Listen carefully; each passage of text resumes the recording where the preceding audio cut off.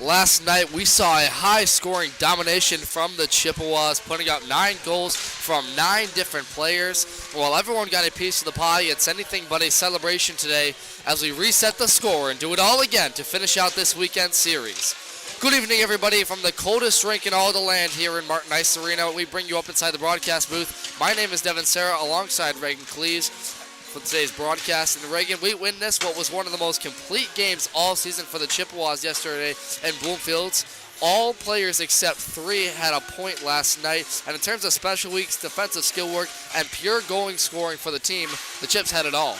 Yeah, they certainly had it all. Their power play scored 3 goals for the first time since November 6th when they scored 3 on the road against University of Michigan Flint. They went 3 for 4, but really 3 for 3 on their usual power plays. It was just a dominant night for Central Michigan, 5-on-5, 4-on-4, and even on the penalty kill when they denied Oakland on 2 5-minute power plays. Yeah, absolutely. And before we get to today's keys and the talking points for today, we'll get you back for we'll take you back to last night for our Oakland game recap from the Detroit Skating Club last night in Bloomfield Hills, Michigan. Starting off in the first period, right away in the first 3 minutes of the game, Oakland went out first on the board. It was Brody Plant scoring from Donnie Wood and Jackson Heacock. And Heacock will have a lot to talk about because he had a 4-point night last night, involved in all 4 Oakland goals against Central. He had an assist in that one. Just 2 minutes later, it was Jacob St. Andre scoring from Charlie Hayes to tie the game up at 1. Jacob St. Andre, my light the lamp last night, had 4 points on the night and was all over but 4 points in the light the lamp total, and we'll get to that later in the pregame show as well. Then just 10 minutes later, it was Hayden Flynn scoring his 4th of the season from Brennan Martin after a tip in front from Marty's shot at the blue line, allowed it to go over the glove side of the goaltender Monaco and put the Chips up 2-1. But then, just as it looked like they were going to lead going into the first intermission, just 8 seconds left in the period, it was Richie Metz scoring from Heacock to make it a 2-2 game, which takes us to the second period where Reagan takes that one off. Official shot totals were 17-16 in favor of Central Michigan. Neither team would score on their power plays, but Central had a 1-second power play after a major penalty was assessed to the Chips early, and eventually on the 4-on-4 it would diminish without either team scoring on those chances. But Reagan has us with the second period. Yeah, the second period was a lot different from the first period in that the Chips dominated on the scoring. Oakland opened up the scoring on a shorthanded goal at 3:13 when Jackson Heacock picked up a loose puck after Brendan Martin fanned on a shot from the blue line. He broke in down the left side and fired a shot short side past Thomas Rofe to put Oakland up. But then then it would be all Chippewas the rest of that middle frame. Jay Nadeau would get a goal on a rebound from Porzondik and Hayes at 3:51, just 40 seconds later. Then Brendan Martin would let a wrist shot go from the high slot at 10:19. That looked like it was tipped. That was a power play goal, the second of the night for the Chippewas after Jay Nadeau's goal came on the man advantage. So Chippewas scoring 2 power play goals in that second period. Later in that second, Porzondik got a goal firing a shot through the 5-hole of the Oakland netminder at 15-17 to extend the Chippewas lead. And then at 17:25, Julian Johnson would get his second of his ACHA career to send the Chippewas into the break, leading 6-3. Yeah, that second period was an absolute onslaught. Chippewas scoring 4 unanswered goals to lead the way. And into the third period, they would continue it as at 2:07 in the third, it was Jacob Kosnick scoring from Joey Simoncelli and Jacob St. Andre to put them up 7-3. 2 minutes later, Oakland would get one back, their final goal of the night from Duncan McLeod, scoring his first of the season from Josh Konzak and Jackson Heacock once again with the assist. Chippewas would score 2 more goals in that third period from Keelan Baker and Isaac Gibbs, with assists coming from St. Andre, Martin, and Cooper, as well as Campbell. And that final shot totals would be 47-48 in favor of the home team in that game, Oakland. And official power play numbers, 3 for 4 on the night for Central Michigan, but really 3 for 3 if you think about the 1 second power play kind of having to count statistically, but not really being a power play.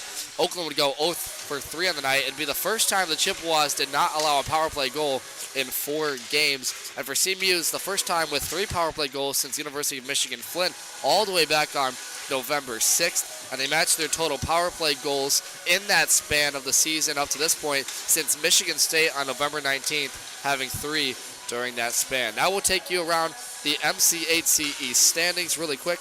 We'll look at the top right now. Lawrence Tech will go games played, wins, losses, overtime losses, ties, and points. Lawrence Tech leads the way through 10 games. They have 8 wins and 2 ties, 18 total points. They only have 2 more interconference games left to play this year, and both of those are against the Chippewas, where they'll play them on February 11th and 12th to finish out the season before the MCHC tournament.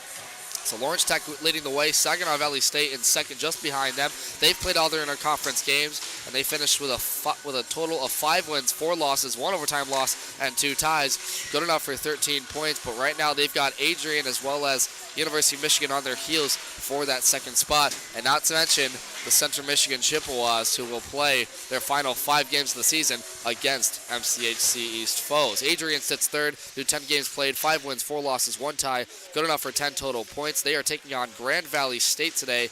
We will await the results of that game and let you know on this broadcast if that is finished up before our game here at Martin. 4th place, University of Michigan, through 6 games played, 4 wins, 1 loss, 1 tie, good enough for 9 points.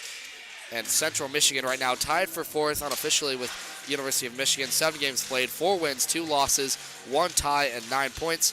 Oakland, the opposition of the Chips today, comes in with 3 total points, 1-7-1 in their last 9 games in the MCHC East. And rounding out the standings is University of Michigan Flint without a win in conference play. Now we'll go back to Reagan to give us a closer look at the 2 teams playing here today. Yeah, it's a rematch from last night, as it typically is on a Saturday evening. Central Michigan and Oakland here tonight. CMU comes in with an 11-3-0-4 record, 26 points. And 15th in the ACHA. They are 4-2-0-1, as Devin mentioned earlier. That's good enough for 5th in the division. They've got 5 wins this season, including the win last night of 5 or more goals. Those came against Davenport and Michigan Flint both times, and so those account for 4 of them, and then last night was the 5th of that. Here inside the frozen confines of Martin Ice Arena, they are 6-2 this campaign, and in their last 10, they are 6-2-0-2, and they got their first win here at home after the break against Trine last Friday. As for the other side of the ice, Oakland, this is an off year for them. They are 5-16-1-1, 12 points in the ACHA. They're 46th, so all the way down there. They are 1-7-0-1, just a spot behind Central Michigan, but they cannot catch the Chippewas, I believe, here through the rest of this campaign. They have lost 12 straight, including that loss last night against the Central Michigan Chippewas, and that was a rough loss for them, as that was their senior night, so they couldn't bring home a win for those seniors. Yeah, taking a look at the series history overall, last night CMU did win 9-4. That's only their 3rd win since 2015-2016 against Oakland, in which in that span through 14 games, Oakland leads the series 11 wins to 3 losses. So really lopsided since the past 5 years or so, but recently Central Michigan has been snapping that win streak. Before last night, Oakland won 2 straight against CMU, but CMU right now with the last win looking to go for 2 here tonight. Reagan, back to our scratches here really quickly. We've got a couple of players out, notably for Chippewas. It'll be Austin Whaley as well as Ben Rydchuk. The notable ones out, Rydchuk, who played well defensively last night and had an assist, will not play here tonight on the blue line. He will be replaced once again with St. Andre back there / Keelan Baker, and we will await those starting lines for you when we get the puck drop here. As for the rest of them, it is as follows: Kyle Chapman, Luke Weil, Darsh Kashiap, as well as the goaltender Joel Drucker and Lauren Jones. And we'll get to our starting netminder tonight. The story for this game, Colin Smith going to make his second start of the year, Reagan, and we'll have that and more in the starting lineups. Now, Reagan, for our players to watch, Central Michigan, we put Andrew Porzondik, who is currently on a 4-game point streak coming into tonight in 8 teams games played, has 8 goals, 9 assists, 17 total points, and he is tied for first on the team in assists and tied for second in total points. Brendan Martin is the other player to watch. He had a 4-point night last night with a goal and 3 assists on 2 or 3 of those assists, which coming on the power play last night. So Brendan Martin being an excellent screen in front for the goaltender and getting in front of the net when he needs to. Reagan with our players to watch from Oakland. Yeah, for Oakland, Jackson Heacock was very involved on the scoring sheet for the Golden Grizzlies a night ago. He got a point on every single goal that the Grizzlies scored. That bumps up his total to 7 goals, 9 assists, 16 points on the campaign. He is their team leader in assists and points. Donnie Wood is our other player to watch. He is now tied with Heacock in assists on the campaign. Through 21 games, he has 9 assists and 12 points. Yeah, that he does. And Donnie Wood will be one of our players to watch. Now time for our Keys to the Game with Reagan here, presented by SandwichIceHockey.com. What you got?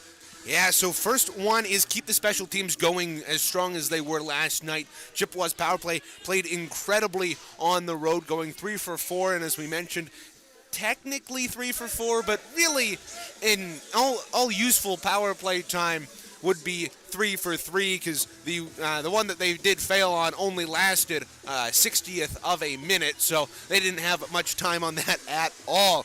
They also did phenomenal on the PK, going 3 for 3 tonight.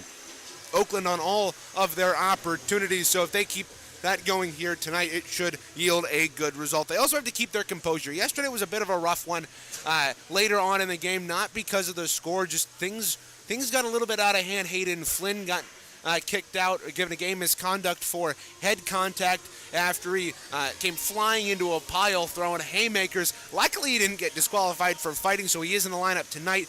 But things like that, and then Justin McComas got a after the whistle cross-checking penalty when really there was no reason for him to take that. So the Chippewas, although their penalty kill has been strong, they need to take care of business and not let their emotions get the best of them here tonight. Finally, the story that Devin mentioned is that Colin Smith is in net. He comes in having only played 1 game this campaign, and in that game it was a shutout against Davenport, but he only had to stop 8 shots on goal, Devin. So he didn't face a lot of work, and he hasn't played since the 2nd game of the season back on the 2nd of October down in Grand Rapids. So for him, he's got to play well tonight. This possibly could be his last start as a Central Michigan Chippewa, as Thomas Rofe has been playing hot as of late, and we're assuming that once we get into the playoffs, it's going to be Thomas Rofe getting the start all the way. Taking a look now at our Light the Lamp.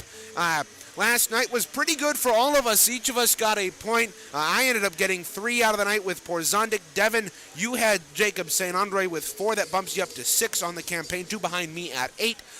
Joe took... who did Joe take?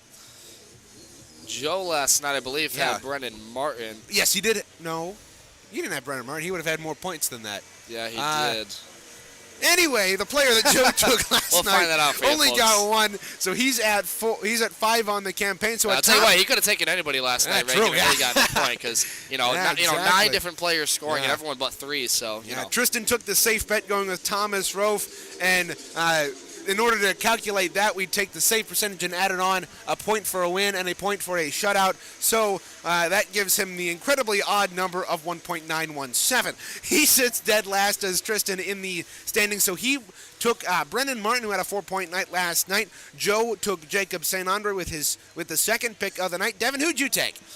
Last night, for this game, I took for this one Andrew Porzondik. He has the hot hand right now, 4 points in his last 4 games right now. And you look at Andrew Porzondik on the scoring sheet right now, tied for 2nd in points on the team, tied for 2nd in assists, or 3rd, in assists, and has been a perennial goal scorer as of late, especially on the power play. So I have Andrew Porzondik tonight. I think he's going to do big things, and I'm hoping for another big night in the Light the Lamp total to catch you in first place. Yeah, I'm 2 points ahead of you. A goal will do it from Andrew Porzondik tonight, assuming my pick, Owen Campbell, doesn't get on the score sheet at all. He is third in goals as well as assists, and he is also third in points. He's got 7 goals, 9 assists, and 16 points on the campaign. I'm hoping he can step up here tonight and get another goal. Thanks for that, Reagan. That'll just about do it for our live portion of the pregame show. Stand by. Reagan caught up with assistant coach Dalton Sutherland earlier today in the newest edition of the Coaches Show, and that's coming up right after this. You're listening to Chippewa's D3 Club Hockey here on CCHN. Puck Drop is next.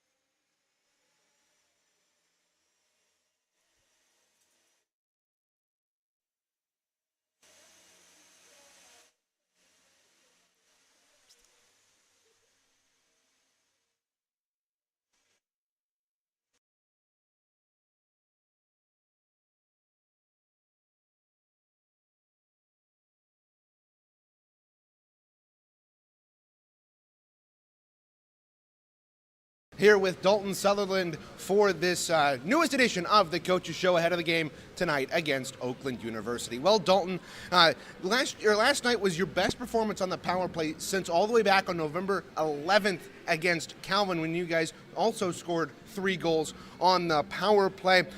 What did you guys change during practice and during the game to accomplish that? Yeah, obviously we talk about it every week. I mean, that's been our worst part of our game is our special teams as a whole. So we really took a deep dive, especially into our power play. And the thing we changed the most is we've got to get traffic in front of this goalie and shoot the puck. I mean, you're not going to score if you don't shoot the puck. So that was one thing we were doing. We were overpassing way too much. And I think last night we did a better job of getting pucks to the net. Yeah, you mentioned last night, when coming off of a win like that, it's almost hard to replicate that feat. We saw that against both Davenport and University of Michigan, Flint, when you guys hammered them in the first game, and then they were closer games. They still weren't close. But how do you prepare your team to come out against an opponent that they obliterated just a night ago? Yeah, that is tough, and it is historically our second game isn't as strong, and I hope. Tonight we definitely reiterated the fact of where we're at in the season and what's coming up ahead of us, and that it's now or never. So we got to be ready to go every night, and we can't have any letdowns at all, because that's gonna hurt our chances for what we want to do in the long picture. And tonight it's just our first period, like we say. We got to start strong and then play a full 60. Yeah, you talk about playing a full 60. Last night, for a team that struggles to play as a unit, all but 3 starting skaters got points last night. What does it say to have your team improve like that? I think it's good. It shows that everyone's coming to practice working hard, and that we're working as a team. And I think especially 9 different guys scoring last night. I think that's the first time that's happened since I've been here. And it's awesome when you hear 9 different guys are scoring. That means we're moving the puck, and everyone's getting in on the action. So if we just keep playing as a team, I think we have a good chance to do what we want to do. So. Yeah, certainly. Thank you, Dalton. That'll do it for our Coaches Show. We'll send it back up to Devin in the booth here on CCHN.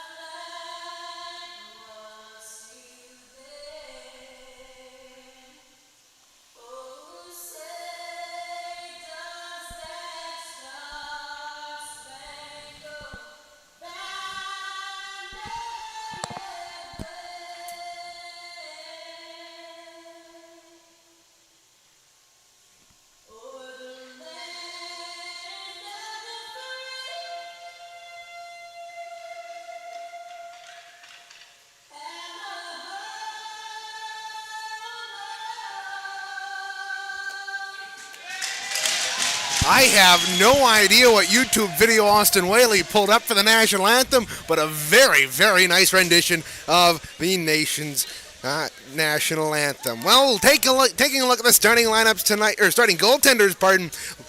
Colin Smith gets the start for Central Michigan, his first since October the 2nd, in which he got an 8-save shutout at Davenport University. On the other end of the ice, it is Tate Pottinger, who through 15 games has a 4-8, 1-1 record, a 4.49 goals against average, and an 874 save percentage. Thanks for that, Reagan. Looking at the starting lineups for the Oakland side, on defense it'll be number 10, Donnie Wood out there, along with number 8, Ryan Kachi. At the forward positions, it'll be number 55, Diego Fernandez. At forwards, it'll be Ryan Kachi out there with Dominic Ruiz, as well as number 22, Sam Palmeter. On the Chippewa side, they'll send out the forward groups. It'll be Hayden Flynn, Julian Johnson, along with Aiden Gazdecki. And at defense, it'll be Keelan Baker and Christopher Martin. Puck drop is set. We are ready here for game number 2 of this weekend series between Central Michigan and Oakland University. We are underway. Opening draw won by the Chips. It's raced in quickly into the attacking zone by Julian Johnson. Gets help there with Hayden Flynn to the corner. Taken down hard on there. Lost his stick, an Oakland player did for a moment, and it's caught up in the near side half wall. Johnson gets it free to the slot. Goes back to the point for Gazdecki. Kept in there and floated that one right to an Oakland defender. It's the stick of Donnie Wood. Donnie Wood had a point last night as well for Oakland. One of the top defensemen, tied for first in the team in assists, along with the forward Jackson Heacock. As now the Chippewas start out in their own end. Sends this one to center ice, and it's given away and comes all the way to Colin Smith for his first premature save of the game with 19:19 left in the first. Hayden Flynn takes it to center ice, sent a long Sasser all the way to the goaltender Pottinger, and he'll easily collect that one for his team. Now taking over here, St. Andre comes onto the ice now off the bench. D comes to Oakland in their own end now. St. Andre pressures them. Tried to send one, pickpocketed there through center by Simon Selly. Simon Selly tried to dig one player, goes wide with it. Tried to look to the slot, stick handled a bit there off of Diego Fernandez, and that one's taken away now. Back to the slot there for St. Andre, and he tried to go backhander, and that one might have hit a skate in front and it got deflected. Yeah, it looked like St. Andre was trying to find Isaac Gibbs out in front, but Gibbs couldn't handle it, the leading scorer for the Chippewas, and they turn it over. Here comes Oakland the other way on the rush. Sends it deep into the zone there. Collected. It will be Richie Metz behind the net. Lasky goes in to pursue him, and he'll try to send his stick. Pinching in there was to help out Kosnick, and Kosnick had that one taken away there. Comes back to center ice now. Thomas Monty in his own end will take it for Oakland, and both teams will get changes. Up the left wing now comes Colin Parquette. Parquette puck flips up in the air quickly into the netting, and it goes up into the grandstand here just in front of us for a stoppage and play. Yeah, good jump by both teams getting movement on goal so far. Chippewas don't have a shot on goal on Pottinger, but Oakland getting a shot on goal early on Colin Smith, and he had to make a save less than a minute into this hockey game. Face-off will come to the near side here in front of us in the center ice face-off circle, just in front of the Chippewas bench, and this one's won this time by Oakland.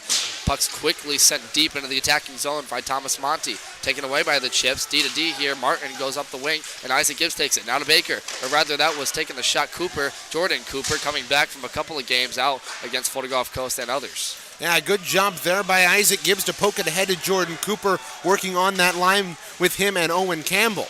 Oh, puck sent deep in front by Gibbs. A blast from the point by Ritter, and that one deflected off the left pad of the goaltender, Pottinger. And here comes the other way now. Skating in quickly for a race in the puck. Parquette into the CMU zone. Taken away here by the Chips. One here. Skating up in is Owen Campbell. Owen Campbell having a couple points in his last games. Owen Campbell skates wide. He'll be pursued there by Thomas Monty. Trying to send one in front. Got taken down hard to the far side corner inside Oakland's zone. And this one's a couple times whacked at, and it finally comes free to center for Oakland. Joining the rush up there was number 21, Evan Chippa out there, along with Ryan Kachi. Now to the near side corner. Keelan Baker skates in to help out, and he'll get help from a trio of both sides. They all send this one free. It's sent deep to the point there. Duncan McLeod meets up with it. Had a goal last night. He'll send this one in front. Nice block there by Austin Ritter to send it to center ice, and both teams reset. A great shift there by Austin Ritter. Take it away, Jay on a breakaway. He shoots, and that one off the right blocker of Pottinger. Great save, but a nice chance by Nadu on the takeaway. Great job there by Nadu to anticipate Another that one shot. here for in the slot. Porzonic trying to send one in front from McComas. McComas and a backhander just went wide to the far side. Now back to the point for Baker. Set one in front, blocked once. This one comes back to the point, now the other side for Martin. A nice attack here from the Chippewas developing. Porzonic sends it in front. Nadu trying to take a whack at it. Comes free to Baker once again. They cycle well. Back to the point, low slot. Porzo takes a shot, and that Pottinger collected that one up with the chest protector, and they'll take over. Here comes the rush the other way. Quickly up the wing is Sam Palmeter. Taken away there. Nice D work by Christopher Martin to take that one away. Yeah, great offensive flurry there by the Chippewas, getting a couple of shots on goal, and that started with a great shift there by Austin Ritter on the defensive end. He got a shot on goal a couple of minutes ago, and then came back and was able to help out on the defensive end. Taken away through center, McComas, and a couple of players whack out on the Oakland side. It comes free all the way to the goal line on the Oakland zone, where Diego Fernandez takes over. But he's pursued hard by Keegan Moore, coming back into the lineup after a couple of games out due to illness. Now here comes through center Oakland, but they send this one up way into the rafters. That was Richie Metz trying to clear it in the attacking zone, and that'll get a stoppage of play. 15:47 left to go in the first. Yeah, really good job by the Chippewas here through the first 4 minutes and 13 seconds of this hockey game. They're getting a ton of good pressure on Oakland. Kind of seems the opposite of what happened last night. It was pretty much both teams getting some even chances on Thomas Rofe, and it was Monaco last night in net for the Golden Grizzlies, and both teams have done did a good job last night, and the Chippewas seem to have the upper hand through the first 4 minutes. Gazdecki took that faceoff draw right at center ice and won it for the Chips from left to right. Central Michigan in their maroon and yellow gold pads with their maroon helmets and gold socks. On the other side of the ice, it's Oakland in their black and I guess you can say sort of pale gold. Looks like the Pittsburgh Penguins 2008 color combination, if you can picture that. Back when they beat the Wings in the Stanley Cup final. Actually, 2008 was the Wings rig, and the next year was the Penguins. They still look the same in 2009. That they do. We talked about one. We talked about Austin Ritter playing defense. He didn't start the year out that way. He started as a forward, and he's been adjusting really, really well to the defensive end of things, working back on that blue line halfway through this season, Devin. Yeah, absolutely. Austin Ritter has yet to score a goal in his ACHA career, but has played on both sides of the ice. And he's told us that even though he's playing more back now in that blue line role, he's very comfortable there, and he's getting a lot more playing time and has been exceptional for the Chippewas on both sides of the ice, offensive and defensively. As look out, here comes Oakland into the attacking zone. Griffin Geertz now takes this puck from the blue line for Oakland. Taken away here at the point by Lasky, and he'll send this one to the cross ice for Hayden Flynn. Flynn with goals in 2 of his last 3 games, and a pair against, one against Trine and one against Oakland last night. As the other way, Brendan Martin takes this one away at center ice. This one flickers around a couple times by players, and it's taken to the attacking zone by Ryan Kochi. Kochi sent a quick pass or shot on Colin Smith, just went off the right pad, and that one came free to the other side for Kosnick on the other side, and then a couple players tie up with it. Yeah, good job there by Brendan Martin at center ice to find that puck after it came from behind him and stop that rush for Oakland there. Chippewas tried to join the rush there with Simon Selly, and it was pickpocketed away there by Sam Palmeter, who gets taken down hard to the ice by Brendan Martin just inside the Chippewas blue line. Yeah. And Palmeter, who stands about, I would guess, like 5'9". He tried to go up and knock down Brendan Martin, who is the tallest member of this Chippewa team. Needless to say, that ended in the result that you would expect. Sam Palmeter for Oakland has played in all 23 games for them so far. 2 goals, 7 assists, and 9 total points. And Palmeter has had a quiet series so far, but looking to get on the score sheet here is 14:06 left to go in this first period. And Reagan, we have already seen a little bit of back and forth play. Like you said, a nice offensive chance for the Chippewas. But Oakland's passing the puck, honestly, a lot better so far than they did in that last game. Look out, he's a turnover. Quick shot on net, and that was Richie Metz trying to take it back home. Had a goal last night on Colin Smith, and he said no with the right pad. That was a miscommunication there by Austin Ritter and Brendan Martin. Right off the draw, it was one back to Ritter, and Martin started up ice, but the pass was behind him. Looked out, Simon Silly sent one inside as the Chippewas came quickly on the rush, and Simon Silly tried to wrap that one around at the low slot.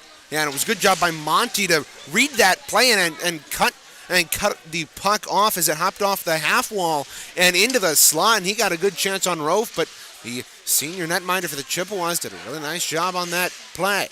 Puck's attempted to be flipped out by Metz at center ice. He fanned on it, and it came to Keelan Baker, who sent it deep into the attacking zone. Jacob St. Andre had a goal last night, takes it at the near side corner now. Pursued by 3 Oakland defenders, and this one finally comes free to the point. Now taken away here, taken over by Owen Campbell. Leaves it D to D there for Christopher Martin. He'll tag up with Keelan Baker. Sends this one hard out. Ice gets taken hard to the boards there by Thomas Monty. And Baker, the captain for the Chippewas, will take it up himself. He'll come into the attacking zone now. Met up there with Isaac Gibbs. Isaac Gibbs tried to send one in front, deflected off a skate, and that one came free to the left wing circle in the Oakland zone, where now they take over, joining the rush. Brody Plant had a goal last night as well, the first one of the game actually, and he'll take that puck over. Turned over here by Isaac Gibbs. And left circle takes a wrister, and that one's blocked in front by Griffin Geertz of Oakland, and that gets a stoppage of play up into the netting. So 12:40 left to go in this first period of play. You're listening live to the second game of this two-game weekend series between Central Michigan and Oakland University. And so far, no score on the table yet, as right now it's 0-0 game and no favor of either opposition. And Reagan, we saw a lot of goal scoring last night, particularly in that first period. There was 4 goals alone, but so far none right here. Yeah, and it was both really good job by both teams to be able to... Isaac Gibbs sent one in front, Reagan, as Jordan Cooper tried to tip one in. Owen Campbell takes over now behind the net. We'll let Reagan finish his point in just a moment. Owen Campbell takes it in the near side half wall. Back to the point for Charlie Hayes. Hayes sends one, and it flicked it around a couple times, and I believe it went off a skate of the last defender in front, and it comes free to the low slot now. Still in the attacking zone as the Chips. Owen Campbell tries to poke this one free. Back to the point for Hayes. Hayes will wrap this one around the boards where it's met up there. In front for Isaac Gibbs. Goes back to Hayes. Hayes tried to back one in front, and it came all the way to the glove of Owen Campbell, who settled that one down. At the near side half wall, finally getting out is Oakland, and here they come joining on the rush, but they'll send it deep into the zone there where Colin Parquette will go off for a change. Yeah, and Chippewas doing in that offensive possession there what worked for them last night, shots from the point and getting deflections in front. I believe Chippewas had 4 goals in that game last night that were the results of crashing the net and getting the rebounds, and then also being able to deflect that puck. Isaac Gibbs sent a stretch pass for Jay Nadeau, came in, trying to go back to the forehand, and he just missed on it. The stick handle, he never got a shot off, where Martin took a blast from the point, and that one came free all the way to the far side for Ritter. Ritter takes a wrister from the point, it's blocked in front. Another try in the right pad, saved by Pottinger. Sends this one free to his own defender, Luke Pastor, who will take over, turned over by Hayes. Trying to go down low once again for Justin McGomas, and he couldn't see it on his blade, and he missed on that one. Yeah, Nadeau should have shot that one rather than trying to find his man across, because McComas was tied up in the right wing circle. He really couldn't have gotten to that puck even if he had tried to. So if I'm Jay Nadeau in that situation, you've got to shoot that puck, especially when you've got the goaltender moving like that. Nice job by Brendan Martin to take this puck away, send it to the low slot for Porzo, who missed on the blade, and it comes free to center ice now. Taking it up with it is Jackson Heacock. Had 4 points, involved in all 4 goals for Oakland last night, trying to establish his offensive presence here. Tags up here with Ryan Kochi, and Oakland finally joins the attack. Turned the puck over quickly though, and it was once again pickpocketed nets on Porzonic's stick.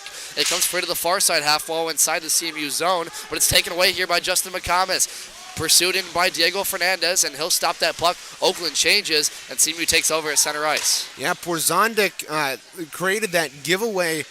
He tried to get too fancy. He tried to go through the wickets of the forechecking Golden Grizzly there, and the guy who he was trying to get around simply closed his skates together and got the puck away from him. So if you're Porzondik in that situation, just play it up the boards to keep it away from danger. Don't try to get too cute with that. Christopher Martin sent a puck on the goaltender, Pottinger, who got the stop, and that led to a face-off at the left circle in the Oakland zone. Won by the Chippewas. Keegan Moore takes it, takes a shot on net, and Pottinger has to quickly glove that one once again for the easy stop. 10:03 left to go in this first period, Reagan. No score just yet, but a nice offensive chance for the Chippewas here. Yeah, and they've been getting a couple of good shots on Pottinger, making them move, and right now Chippewas are out shooting the Golden Grizzlies by 4 at 9-4. Now it's taken over in his own end by Josh Konzak. Konzak for the Oakland Grizzlies sent this one rink wide, and it's pursued in by Colin Smith, who'll leave it there for Keelan Baker. This one sent it back to center ice by Baker, rink wide. Taken over at center ice. Couple nice passes by Oakland. Sends it quickly into the zone over there for Richie Metz there. That up with Paul Meter. Now this one, shot attempt on Colin Smith. That one deflected away at the right pad, and he'll send this one rink wide for an icing, and it'll come back to the Chippewa zone. Yeah, fans, don't forget that the CMU Club Hockey YouTube channel is your one-stop shop for CMU Day 3 hockey. We've got exclusive interviews, highlights, and full game broadcasts. Make sure to subscribe and turn on notifications so as never to miss a moment of Chippewa hockey. Just go to YouTube and search CMU Club Hockey Network to find the channel. Face off one in their own zone by the Chips, and here they come on the rush. On the far side, Christopher Martin will wrap this one deep into the attacking zone. Met up with Keegan Moore on the other side, and this one will be pursued in by a couple of defenders. This one, Brody Plant took away, tried to get it out of his own zone. It was pickpocketed once again by Isaac Gibbs, who takes a shot, and Pottinger makes the nice glove save after Gibbs tried to go glove side from the left circle. Yeah, it was actually Jacob Kosnick who got that shot off there. I saw and a great 1-9. It was 1-3. Excuse me. Close enough, especially from a distance here, and we don't have the best vantage point, so I've certainly made that mistake before. Back to the point. Blast taken by Lasky, blocked in front, and it comes to the far side corner. Thomas Mondi trying to take over. Pickpocket by St. Andre. Back to the low slot for Kosnick. He never got the shot off. And this one's cleared away by Oakland, and back to pursue it will be number 12, Alex Lasky, replacing the defenseman, Ben Rydchuk, in his spot on the blue line. Out for this game tonight, had a strong presence last night, and they'll need Lasky to do double duty here for Rydchuk. Now into the attacking zone comes Simon Selly. Had a feed in front for Kosnick, but tried to golf swing at it, and that one just went free wide to the far side corner now. It's in the near side corner, in Oakland's end. And this one comes free back to the point. Hayes has to battle with a couple of players and rattles around a couple times and comes to Simon Selly finally behind the net. Yeah, good job by Charlie Hayes to keep that thing in at the point as he pinched down and caught it up against the boards. Now Colin Parquette trying to take that puck away. He will, and he'll skate up through center. Sends this one deep into the zone, and CMU peeling in with all their defenders comes in for an icing. And this one will come all the way back to Oakland zone. Yeah, Devin, we were talking earlier about Austin Ritter, how he's converted midway through this season, but we've seen a couple of other players play so much defense this season that we really don't think of them as forwards. Keelan Baker, the captain for the Chippewas, listed as a forward on our website, but he's been playing defense all year. Yeah, and Keelan Baker's had a strong presence on that blue line, Reagan. He's such a big body. He's able to really settle pucks down as this one trickles from the faceoff all the way to Pottinger's glove for the stop, and another faceoff will come. But Keelan Baker, the captain of this team, has played a long time here, Reagan, and can play both ways on the ice defensively and offensively. Even though he's more known for the defensive side, and hence why he's on that blue line. Keelan Baker's stepping up big for the Chippewas, and they'll need him in this game for sure. And the Chippewas are getting ready, Reagan, to play 5 games in 8 days, including this one. And in a close game like this right now, this has to be a little bit tiring.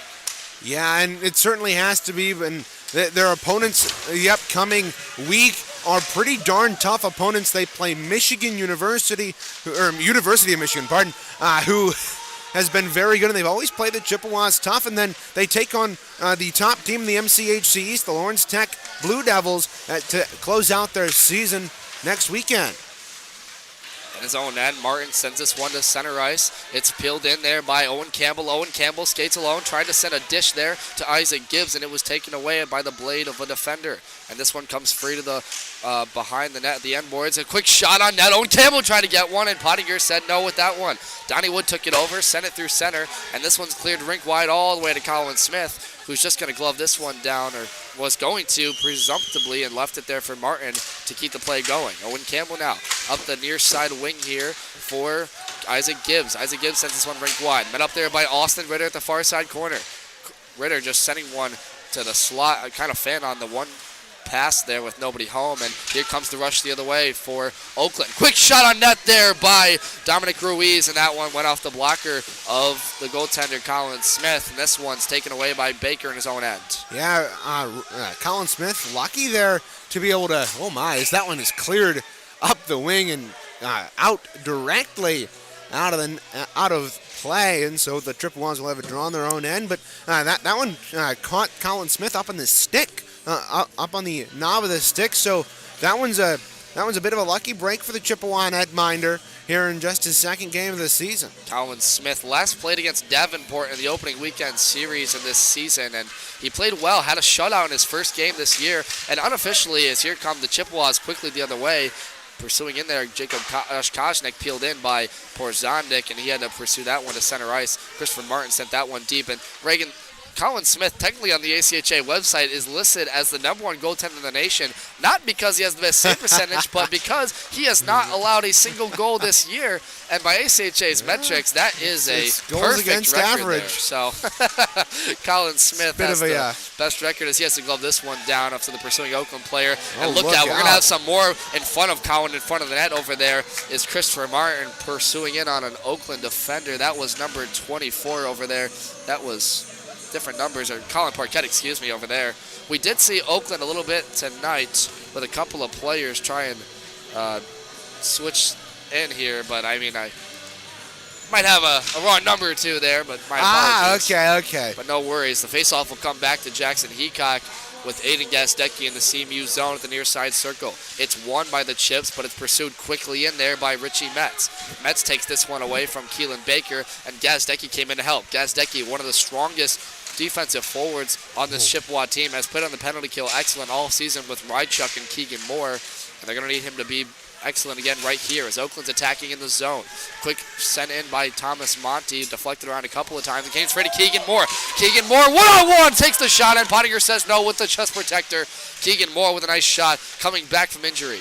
Yeah, that was a great opportunity there for the Chippewas. Started by taking the puck away from Oakland in the defensive end on a giveaway, and those have been killing the Golden Grizzlies. Not even just tonight, but through this entire weekend. It's been a bit of a rough time for them trying to keep the puck away from the Chippewa hands when they have possession of it. Off the end boards, a quick pass to himself for Jackson Heacock, missed, and D go Keegan Moore and Christopher Martin. They play tag behind in their own end. Christopher Martin finally takes it, attempted out of the zone, pickpocketed there by Brody Plant. Brody Plant stops on a dime, turns, shoots, and that one went into the glove of Colin Smith for the stop. 4:47 left to go in the first. Good vision there by Smith to see that puck through traffic as the shot came from the top of the right circle. And I had a couple of bodies out in front of him. It sounded like it may have deflected out in front of him here, and with 4:47 to go in period number one, we'll have a draw to his left. Won by Oakland. Quick shot on net. Blocked in front by Lasky. Second chance opportunity. A blast from the point that just went wide off the stick of Pastor. It comes free. Colin Smith trying to pursue it out of his net. He finally goes back to his crease and he sits down and falls under himself. But CMU helps him out and gets it out of the zone now. Or it's met up there. Intended to pursue in was Joey Simoncelli, taken away by Brody Plant. And now peeling in is a couple of CMU players to finally settle this puck down. That was a dangerous chance there for Oakland, Reagan. Yes, as Colin Smith got caught out of his net as a shot went behind the net. Plant in the slot, shields the puck, goes to the backhand, and Colin Smith made the first save. Didn't handle it as finally CMU sends it out of the zone. Great initial stop and great defense, Reagan, as you were saying. Yeah, Oakland getting a couple of good opportunities there, but Colin Smith there was caught out to the side of his net after the puck went wide, and so he had to scramble to get back in his net as the puck went into the slot. Lucky for him, nobody wearing black and gold was out in front, so he gets away unscathed. Look out here, CMU on the rush. Joey Simoncelli trying to go 1-on-3, and he actually won the battle, but it comes to the far side corner.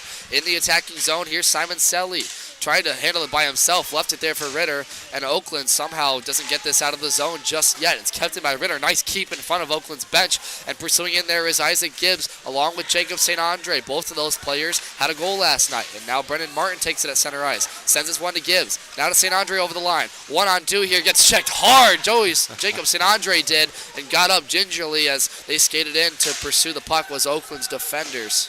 Yeah, that chance for the Chippewas for Jacob St. Andre was generated by a great intercept there by Brendan Martin at neutral ice. Isaac Gibbs took a blast from the point of the right side, and it came free to Jordan Cooper, who met up with it. Turned over here, and it comes free to Jackson Heacock. Heacock in the far side corner. Now it comes to Ruiz, Dominic Ruiz for Oakland. Ruiz sends this one to center ice through Ryan Kochi. Ryan Kochi's getting in. Has help there with one Oakland forward. He'll send this one behind the net deep. Keelan Baker pursues in to defend it well when it comes to the far side.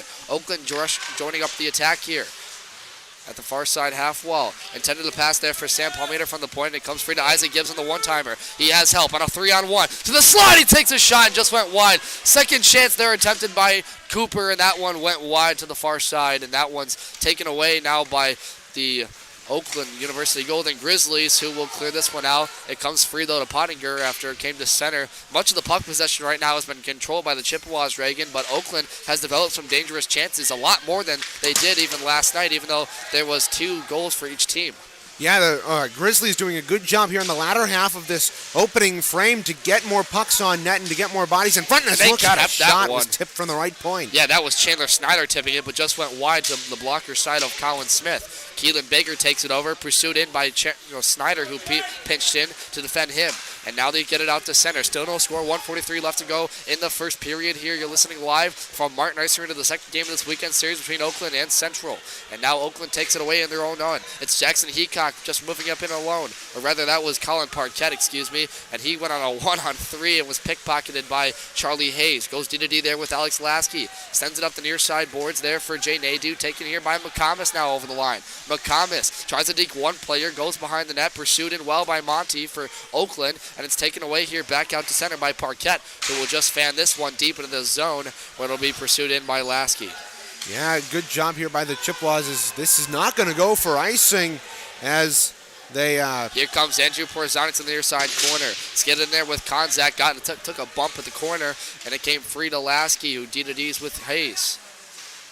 Dish and go to Porzanic over the line with Hayden Flynn, and it just went off the blade over the saucer puck, and that one came free to Pottinger, who gets the stop. 48 seconds left to go in the first period. We'll have both teams changing here, Reagan. What are you seeing so far from the first period from both sides? Yeah, this has been a really good job by the Golden Grizzlies as of late in the latter half of this first period. They started out a bit slow, let the Chippewas get a majority of the chances, but right now Chippewas still hold not a 4-shot lead in the shots on goal, but here's another one right off the draw. CMU trying to get one before the period ends. It was a clapper by St. Andre that just went off the blocker. The low pad, of Pottinger. And looking for the breakout chance there was tapping for it. Ryan Kochi didn't get it, and it came free to the low slot. In the attacking end was Kosnick taking the shot, and that one off the left pad of Pottinger. Now inside Oakland zone, trying to join one more attack. Here comes Oakland the other way on the rush. Taken away, Simon Selly tried to pinch in him and poked it away, and this one came free to St. Andre inside the center ice circle, and now Simon Selly making a few nice dekes. Goes back to St. Andre. St. Andre somehow tried to get a shot off there, and he fell to his knees. Ended up stepping on the puck. Went through. 7 seconds left to go in the period. Oakland will just try and flip this one out to get to the end of the period, and that'll get a whistle really quick as St. Andre and Paul Meter meet in front of Oakland's bench. And they're going to call a high stick here. It was puck was played with a high stick at neutral ice by Isaac Gibbs, and Chippewas were the first ones to touch up. So with 1.3 to go here in period number 1, it'll be a draw on the Chippewa end here. Oakland, and right now Oakland has pulled their netminder, so they're going for broke here in the last 1 minute or 1 second. Yeah, with only 1 second, you'd almost think it'd have to be a quick draw. That one was won by neither side, and it just trickled to the end, to the boards. So after first period, no score here from Martin Ice Arena. A couple shots in favor of the Chippewas in this period, but a couple nice chances lead to no goals on either side. CMU dapping up their goaltender, Colin Smith, making a nice couple saves. But we'll head to the break real quick for the first intermission report. Reagan Cleves will have that one with you as we recap the first period and let you know about Central Michigan's scores. And that one will take us to break. You're listening live to Central Michigan Hockey here on CCHN. Stay with us. We'll be back.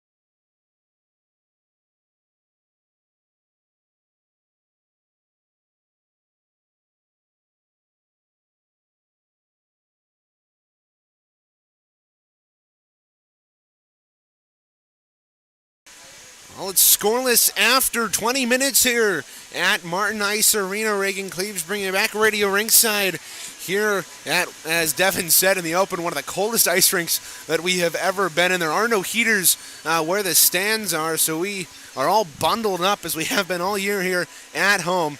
it's the Central Michigan Chippewas 0 and the Oakland Golden Grizzlies 0 at the end of one period of play. Story in that first period was how strong the Chippewas came out to start. For the first time in a while, they are leading in the shot category after one period of play. They lead at 14 to 9, through the opening period, and that's something they've struggled to do, is outshoot their opponents in the opening period, but today they get it done, generating a couple of scoring chances on Tate Pottinger, and it's also been Colin Smith playing very well in net to what was our left for the Central Michigan Chippewas. In only his second start of the campaign, the senior hasn't played a ton of hockey this season. His last one came back against Davenport when he only had to face 8 shots. He's already doubled his total saves on the year through this first period, so it shows you how easy of a game he had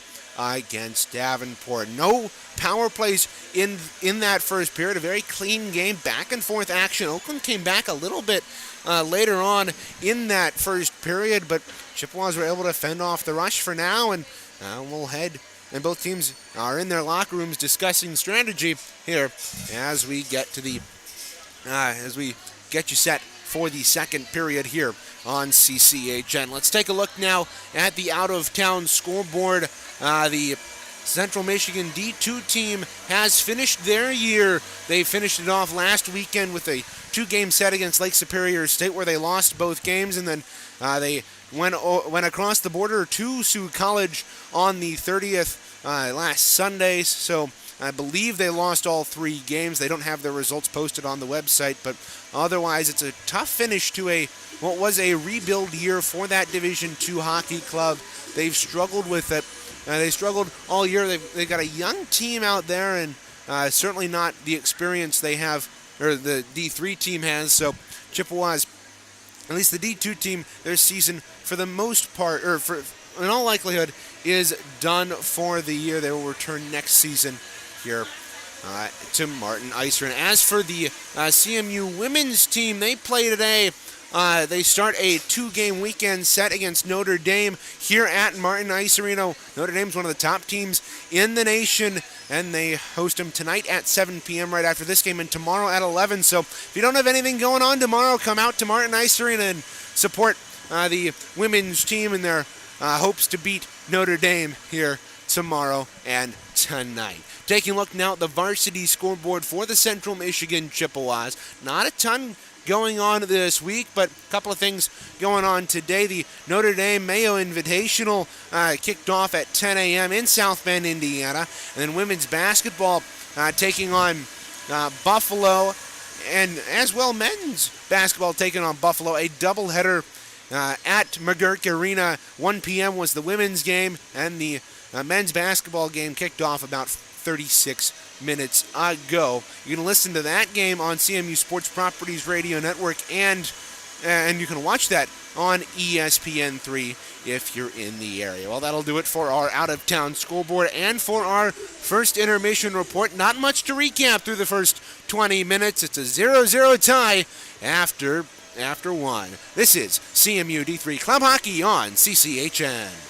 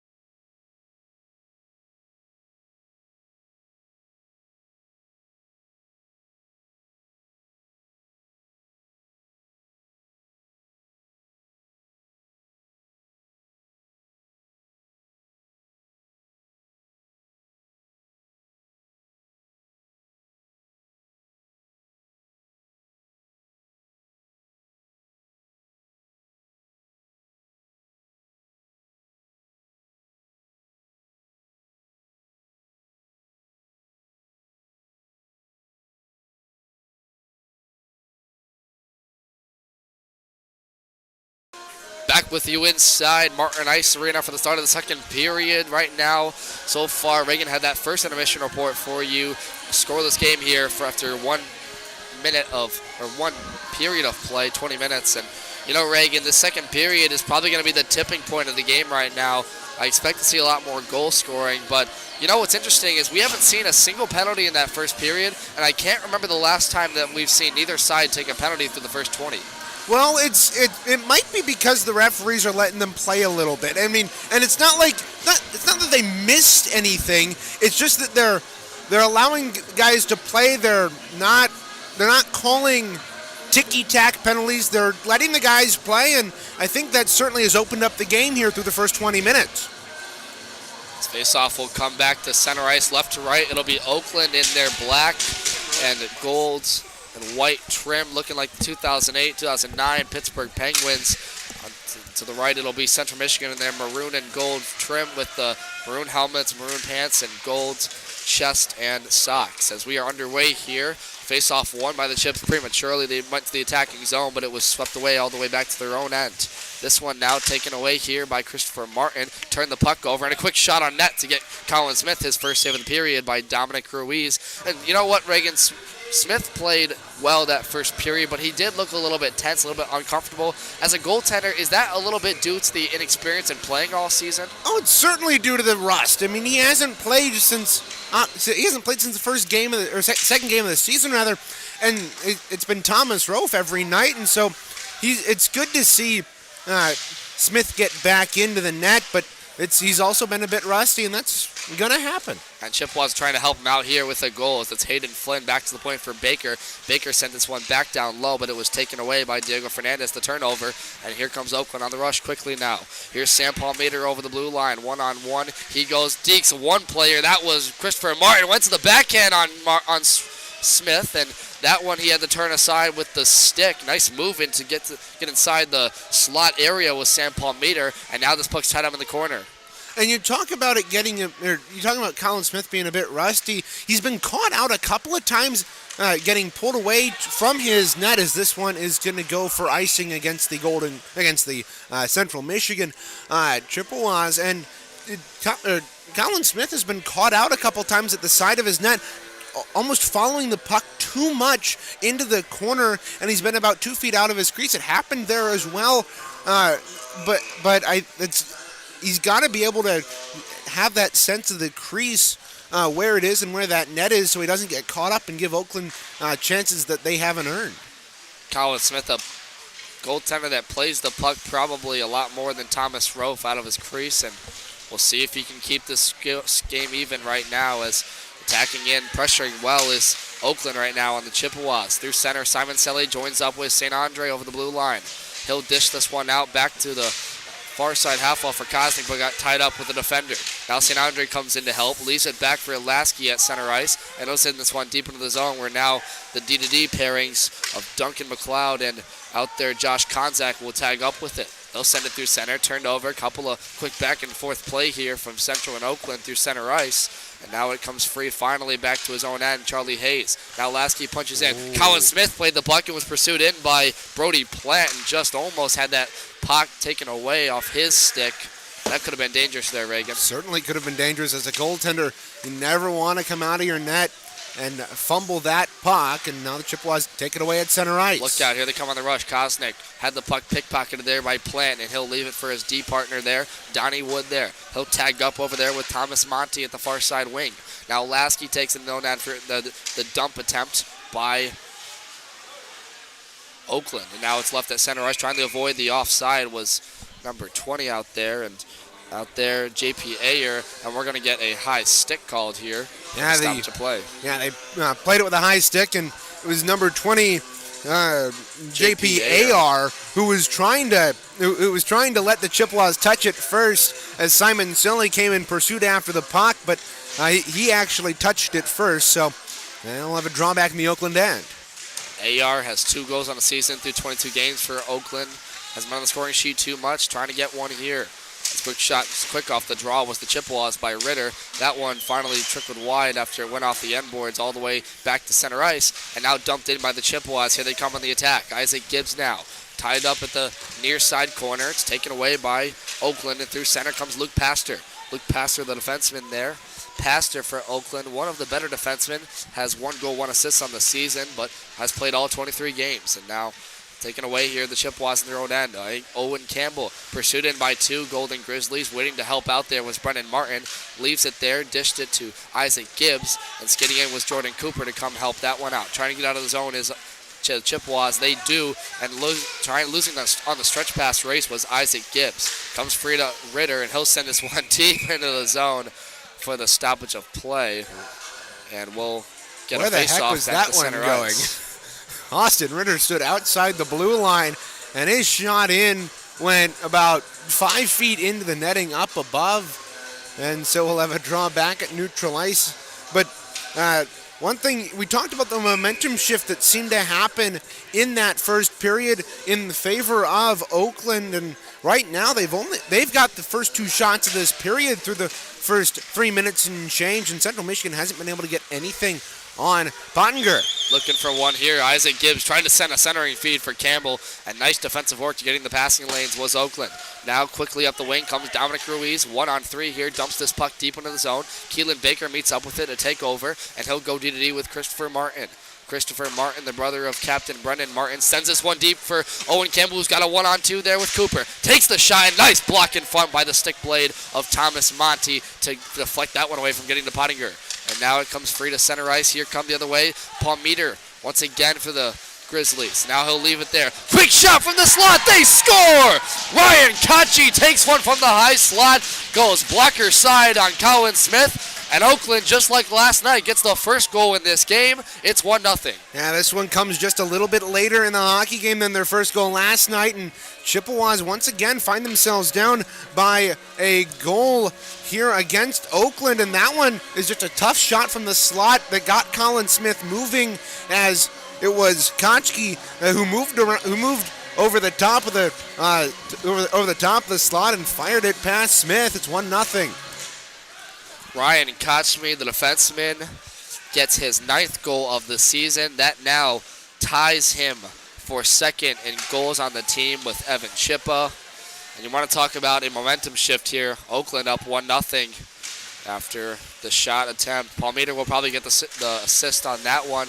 We'll wait for the official scoring table, but nonetheless, Oakland leading just like they did last night, 1-0. Chippewas trying to answer here now. Jay Nadeau sent one in front there for Porzanik, who just missed it with the blade. Comes back to Charlie Hayes, trying to give a centering feed there with nobody home, and Richie Metz sends it deep out of the zone. Taken away by Hayes. He'll flip this one back in the attacking zone now. Nadeau pursues in again, leaves it there, turned over by Porzanik, sent one in from the Rockstar angle, that is the goal line far side in the corner, and that one easily saved by Pottinger, sends it back to center ice. And now Lasky will take this one. You like that, the Rockstar reference? I have never heard that ever. Paul Bissonnette, that's for you, my friend. And back to center ice. Here come the other way. Oakland once again trying to answer again. Taken down to the ice quickly there was number 16 for Golden Grizzlies. And that one will be taken away by the Chippewas. Back the other way, the turnover. Here comes Charlie Hayes over the rush. Takes a clapper from the point, and that one just went wide over the center area of the glove of Pottinger. Not a lot of shots on the net right now for Pottinger, but Chippewas taking a lot of times. This lookout. Here's Keegan Moore. Turn the puck over. Here's Brody Plant. Brody Plant trying to go to the backhand. He just didn't get the shot off as he made one too many dangles after being pursued by Keegan Moore. Yeah, great job by Keegan Moore to recover at center, or recover in the defensive zone after being taken down. And now we're going to have a penalty on the Chippewas. The zone penalty here. We'll get the whistle after Porzanik touches that one.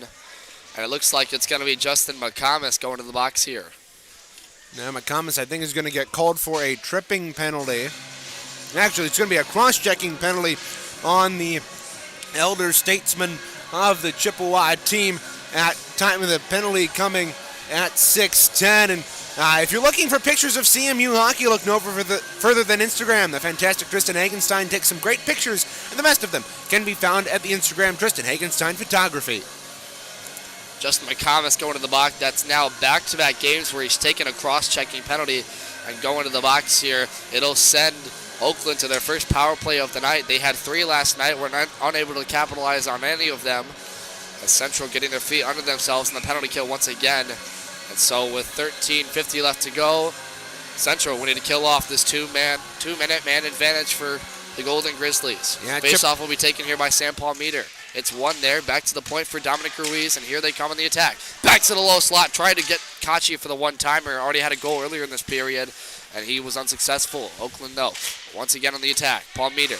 D's up there with Ruiz. Takes a clapper from the point, and that one went easily wide. Colin Smith deflected that one away. Christopher Martin pinches in to help out. Referee runs into the attacking forward Palmeter and allows the Chippewas to come to the blade of Keelan Baker to clear this one. Yeah, Chippewas so far this season are 69 for 83 on the penalty kill. Oakland hasn't scored a power play goal in this series. They're still looking for their first. Palmeter takes a shot from the far side corner. Rather, that was Kachi, and Colin Smith made the glove save, trying to go 5-hole there. And that one will get a whistle with 1:20 left to go in this power play, 13:09 in the period. And Reagan, that was actually a nice attack for the first 40 seconds of that power play for Oakland. Yeah, they were cycling it well, working up at the point, getting a couple of good shots on, but most of them were actually blocked out in front. And Colin Smith doing a good job in net for the Chippewas right now. Face-off 1 comes by Oakland. It comes to Brody Plant in the near side corner.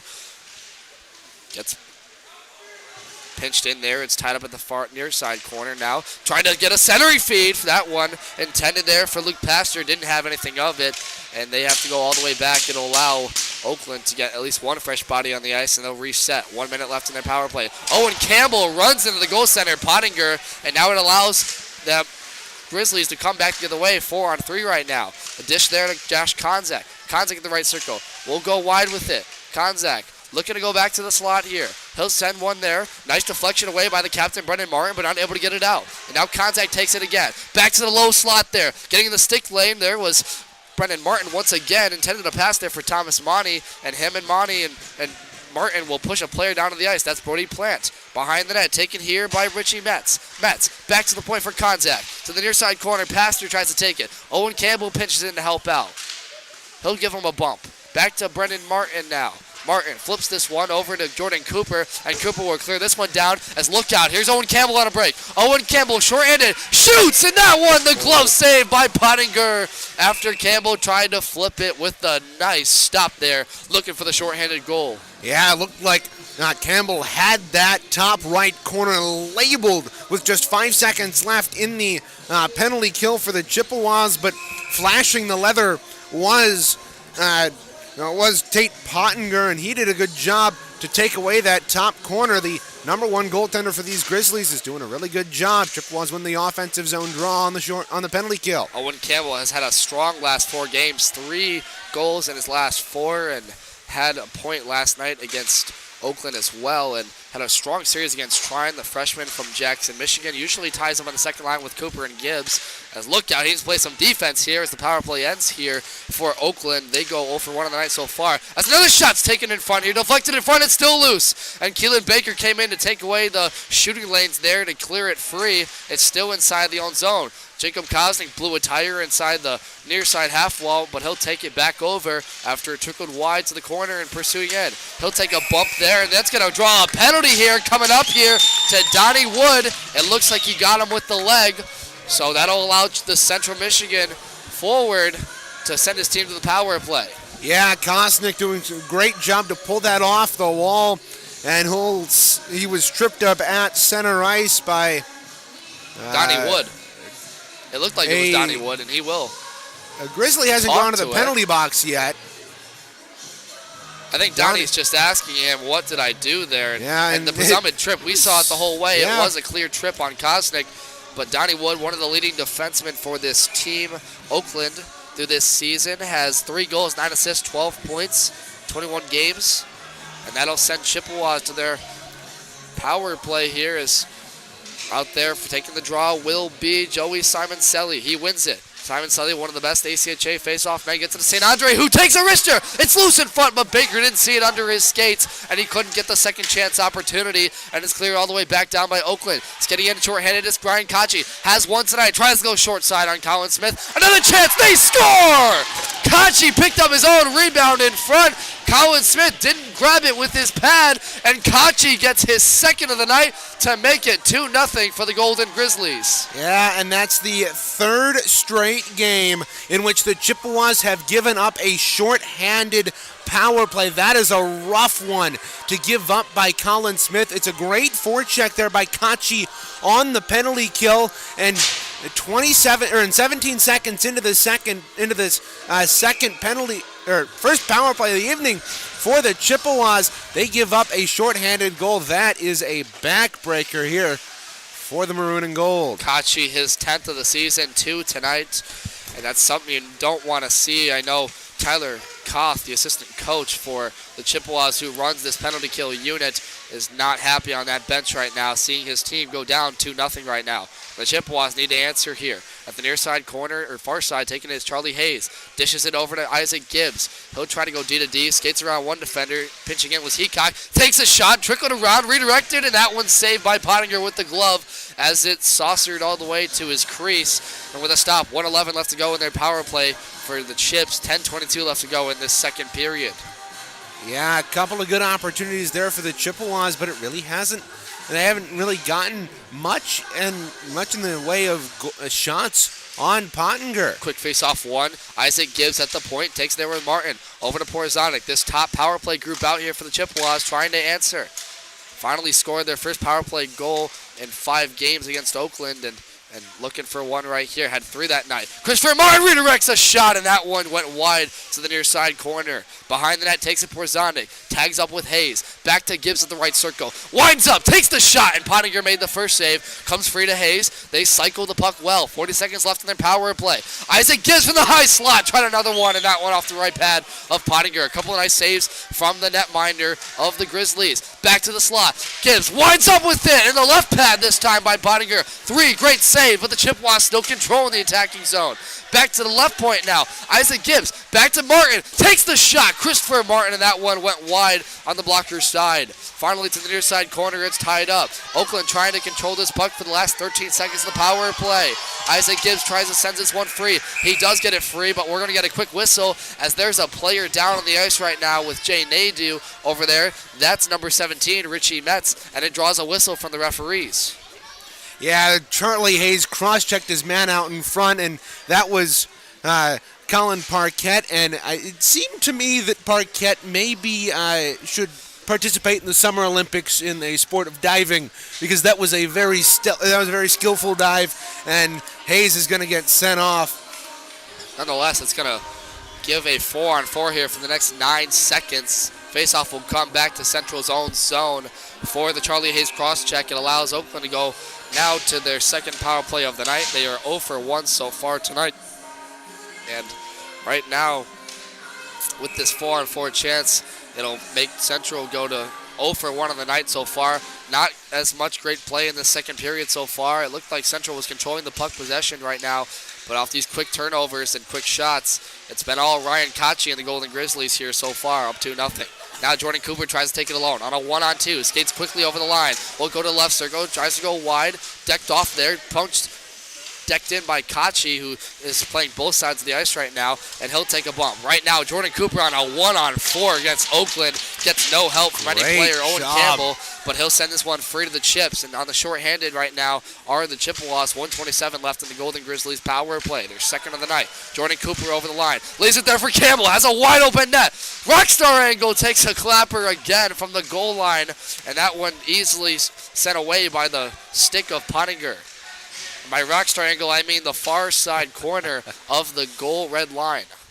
So here come the other way, the Golden Grizzlies. Quick shot on net. Kachi looking for the hat trick, and Colin Smith turned that one aside by the right pad. To the left circle now. Back to the slot. Smith uses the stick of the blade to get that one free. They still control the attacking zone. Look out. 2-on-0. Here come the Chips. Keegan Moore and Owen Campbell. They tag up. Back to Moore. To Campbell. Shoots. And Pottinger got the blade in on Campbell. And he didn't even get the shot off. Now quickly, here come the other way. Dominic Ruiz over the line for the Golden Grizzlies, and what a chance there by the Chippewas, and Campbell can't capitalize. There's a great poke check there by the Oakland netminder Pottinger, but the Chippewas tried to get too fancy with that. They had a 2-on-0, and they're trying to pass it 2 feet out in front of the crease in easy poke check range, and that's what happened. And if you could hear that, the Chippewas are pretty frustrated here. Yeah. Through this second period, they started this game out so well, and they've struggled to get back. And the last time the Chippewas fell down 2-0 at home, they ended up losing to Adrian in a frustrating 3-2 loss. Dalton Smith shaking his head, runs this forward group of the Chippewas, and he's going to come up with a plan now to correct that as a giveaway by Oakland. They get a break here from Pottinger's blade of the stick as it's still 2-0. Here comes Jacob Kosnick though alone. Deeks one player, goes to the backhand, shoots, and Pottinger saved that one near side. Nice moves by Kosnick. It's still loose in front, and Pottinger flashes the leather to take that one out of the air. Guys, think he gets cross-checked in front, and it's going to draw a whistle, and referees will gather here, and they are going to give a penalty here coming up to Oakland. That's going to be on J.P. Ayer for the presumed cross-check, I believe. Yeah, it's looked like it's going to be a cross-checked. Ayer knocking down a Chippewa out in front. It looks like it was Kosnick he knocked down, and Ayer's going to go off. 2 minutes for a cross-check here at 12:44. A huge power play coming up for the Chips. They'll be their second of the night. They absolutely need this one right now, down 2-0 in the second period in this game. And as Reagan mentioned, this is a similar situation to the Adrian game a couple of weeks ago here at home when they went down 2-0 in that game. So they need an answer right now. It's sent out of the zone by Oakland. Nice clear there to kill off the next 20 seconds or so of this first power play. The Chips start out on their own end. Jacob St. Andre takes it alone. Pickpocketed away there by Sam Palmater. Tried to get fancy with it. And now it comes free to his own zone where Brendan Martin has to come and tag up with the other captain, Keelan Baker. Now Simon Selly sends this one deep for the dump and chase. It'll be a nut up with Kosnick on the other side there. Thomas Monty pinches in, and it allows an Oakland player to help him out and send this one the length of the ice. That's Ryan Kaji clearing it, has 2 goals tonight. You know, that initial face-off on a power play is so gosh darn important because that, if you win it, it allows you to get set up in the offensive zone and establish some pressure. But if you lose it, it allows the penalty-killing team to get the puck out, and you have to re-enter the zone all over again. It allows Oakland to kill off this first minute of the power play, and it comes free off the dump from Keelan Baker. Sent back to center ice. Nice penalty kill so far from Oakland after that initial face-off draw. And here comes Heacock winding up, shoots, and Colin Smith just didn't see that off his blocker. Luckily it went wide. Keelan Baker steps up on Richie Metz in front of the Oakland bench, and it allows his team to get possession of it. And Simon Selly's taken down hard to the ice there by Richie Metz, and that's going to draw a penalty there. Yeah. And coming up a 5-on-3 for the Chippewas. Metz stepped up on Brennan Martin. I believe it was Brennan Martin, or it was Isaac Gibbs. I believe it was actually Isaac Gibbs at center ice well after Gibbs had forwarded the puck on, and that's an absolute no-no. So the Chips are going to have a 5-on-3 for the next 46 seconds. 46 seconds, as Reagan mentioned. 6:01 left to go in this second period, and they're going to have a roughly minute and 20 on their power play after that. But they're going to send out Jay Nadeau, Christopher Martin, Isaac Gibbs. On the wings there, it'll be Charlie Hayes along with Andrew Porzondik. So Dalton Sutherland, let's see if he came up with a plan for this power play unit. Isaac Gibbs wins the draw. Jay Nadeau won it, sent it to Christopher Martin. Back low to Nadeau. Tags up with Martin. They'll play tag in front of the slot. Quick shot by Gibbs, and that one went wide on the glove side. Christopher Martin back to Gibbs in the low slot, and Pottinger made the save. Flipped up into the air, back to Martin. 27 left to go in their 5-on-3. 5:40 and a 2-0 game in favor of Oakland right now. Back to Nadeau. Christopher Martin, Nadeau, Martin winds up, shoots, and trying to redirect it was Hayes, and he didn't get his body enough in front to block it. Isaac Gibbs now sends this one, and it's blipped up in the blade off of Jackson Heacock's stick for a stop out in the netting. Yeah, the Chippewas are doing a good job of cycling the puck, but they need to shoot the puck more. They got a 5-on-3. Yes, the passing lanes have opened up, but you can't just sit in the left corner and hold on to the puck and expect to get shots open. In the slot, Christopher Martin, nice block in front there by Josh Konzak to send it the length of the ice, and that's going to end the 5-on-3. The Chips will be on the power play for the next 1 minute and 15. Isaac Gibbs takes it in his own end. He'll skid up through center with it. Still through center, he holds it, joins the rush. Isaac Gibbs alone, goes wide behind the net. He'll skate to the far side corner, shovels it over to Christopher Martin at the point. He'll give it back to Gibbs. Gibbs waits, back to Martin, shoots, and that one redirected a couple of times, and Pottinger met up with it in the left pad. Porzonik takes it back over after the rebound. Isaac Gibbs sends one in net, and it trickles back under the glove of Pottinger, and he'll get the whistle here. 47 left in the power play, and it allows both teams to change. Yeah, Pottinger's been very good all night on those low shots that the Chippewas have been firing at him, and he's a bigger goaltender, but he's able to get down pretty darn quickly to that ice and extend those pads and make those saves, and the Chippewas need to start trying to pick the high corners on him. Face-off taken here by Joey Simoncelli. He'll be met up there with Sam Palmeter, and Palmeter won the initial draw, but it came all the way to Pottinger, who whistled that one again after stopping it, so it'll draw another face-off once again here for the Chips. They've got Jacob Kosnick now out there with St. Andre, the second power play group. Brendan Martin over to St. Andre in the high slot. Shoots wrister, and Pottinger flashes the leather with the glove to make the pretty stop. Pottinger's glove in the right place at the right time in the top right corner to rob Jacob St. Andre on a beautiful shot. It was labeled for the top right corner, and the Chippewas have been struggling here on these power plays, not only to stop shorthanded goals, but also to get some shots on. St. Andre to the high slot, back to the point for Martin. He'll give one on net, and that one tried to redirect by Baker. Pottinger comes against the chest protector, Reagan. They are trying to go low on him, but they're trying to get the tips in front that were working so well last night. But it's an absolute reversal of that, as the Chippewas can't get anything right now. Yeah, this has been a rough one for them. A harder test than Monaco last night is Pottinger. Chippewas win the draw once again. Martin got the puck back after Simoncelli won the draw, and it was missed on the blade of Kosnick. Now he turns the puck over. Here come the other way, the Oakland Grizzlies on the rush. It'll be Kachi over there with Palmeter. Shoots a near side, and Colin Smith made the save with this flying C. And now the other way, here comes the rush. Here's Kosnick over the line with Keelan Baker. Makes one nice move to get around, then Minder, and Pottinger saw it on the glove side, and once again trying to go low, gloves that one down for the stop. An individual effort by Kosnick to get to the net, but doesn't really get a great shot off, as it allows the power play almost over here. 5 seconds left to reset. 4:05 to go in the second. Yeah, it was a great job by Duncan McLeod to push Jacob Kosnick to the outside to basically only make the available shot on the short side, on the far arm of Pottinger. Now the Chippewas have failed on that power play. Oh no, look out. Blowing a stick is Charlie Hayes, and it allows the Oakland Grizzlies to get over the line on a 3-on-2. Here's over the line Dominic Ruiz. Back to the point there. Redirected in front a couple times, but it never got to Colin Smith as Jacob St. Andre takes it back over. He'll dish it to Charlie Hayes, who just blew that tire, and Hayes will dump this deep into the zone where Simoncelli will skate in after it. Thomas Monty now. The give and go to his own man, Dominic Ruiz. Turned over by Hayes, who takes a block or a clapper at the point, and that one met up there by Kosnick. Kosnick takes a high stick, and it's going to draw a penalty here. 6-on-5 for the Chips. Down low to Simoncelli, and just getting his glove in there was Dominic Ruiz, diving to stop the passing lane away from a wide open backdoor net for Simoncelli, and it's going to give the Chippewas that penalty there for the high sticking.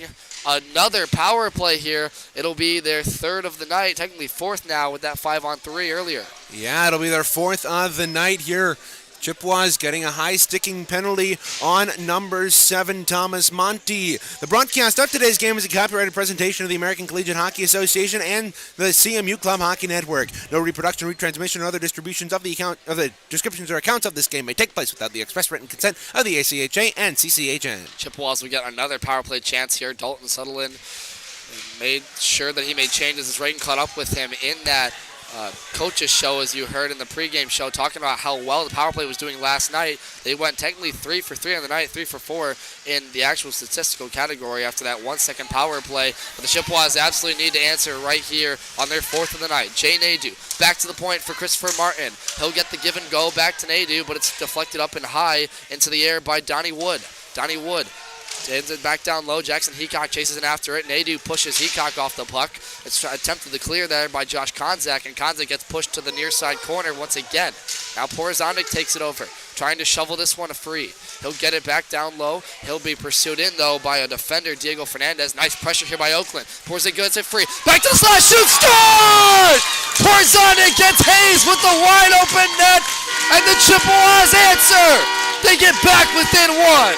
A power play goal, and Charlie Hayes doing a great job to thank Porzondik on that one. Porzondik had a great play in the right corner to pull that puck off the boards after he had pulled the puck out of the scrum in the left wing corner, and he was able to get the puck, feed it out in front, and Charlie Hayes had the most empty net that I've seen with a goaltender still on the ice. And he buried it. It's 2-1. Charlie Hayes gets his third of the season. And for Andrew Porzondik, that's now his 10th assist of the season. He continues his point streak now to 5 games on the year. What a job by the power play group of the Chippewas to answer on their 4th of the night. They make it 1-2 now in favor of Oakland still. Now it's taken to the CMU zone by the Grizzlies. They get it back to the point. Ruiz sent it over there to Kachi. Kachi tried to feed it down low, but it was deflected in front by Hayes. Now Owen Campbell takes it over, sends it back to center ice. It forces Oakland to change, and they have to dump this one deep into the zone where Hayes tags up with his D partner, Alex Lasky. Lasky flips this puck quickly through center, looking through a stretch pass. Met up there by the blade of Donnie Wood, and Wood will send this one through. Now it comes to the blade of Kachi at the wing. Alex Lasky takes over. A couple of back and forth play here. No one really controls yet. And now Paul Meter finally settles it down. We'll go D-to-D with Parquette. Parquette sends it into the Chippewa zone, but it's taken away by Hayes, who sends it back the other way. Here's Owen Campbell and Isaac Gibbs tying up. The freshman here to the slot. He takes a shot and it's blocked in front there by the state of Pastor. Another try in front, and Pottinger came to the other side to make the Plaid save, and another one there from the far angle Rockstar circle as I talk about, and Jordan Campbell had to come in there to help.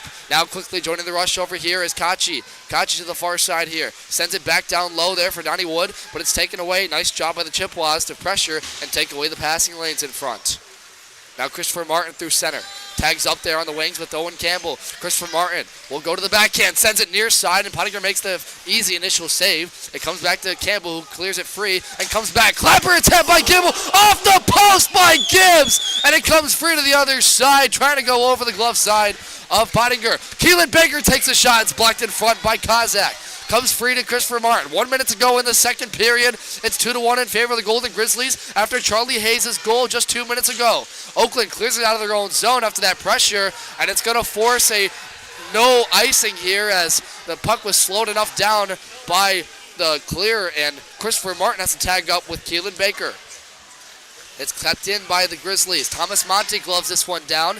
Send it back to his defenseman, Chandler Snyder, and Snyder tags up with Konzak. They send it deep into the zone. Hey, Christopher Martin takes it away.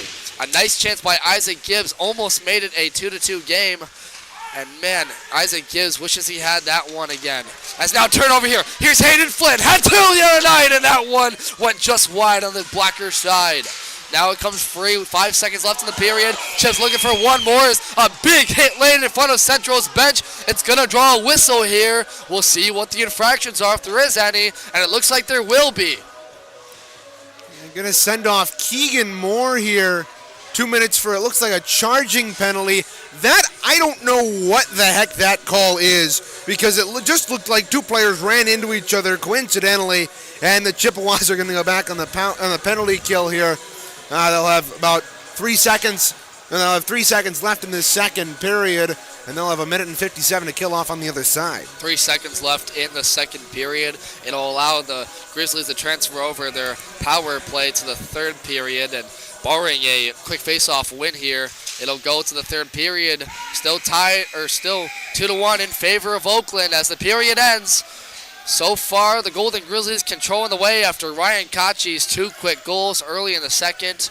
Answering, though, is Andrew Porzondik and Charlie Hayes, tagging up to make it a 2-1 game in the back door with just 3 minutes left in the period. But so far, going to the break, Oakland leads the way, and we will step aside as well. You're listening live to Central Michigan Hockey here on CCHN. Stay with us for the second emission report brought to you by SeaMitchIceHockey.com.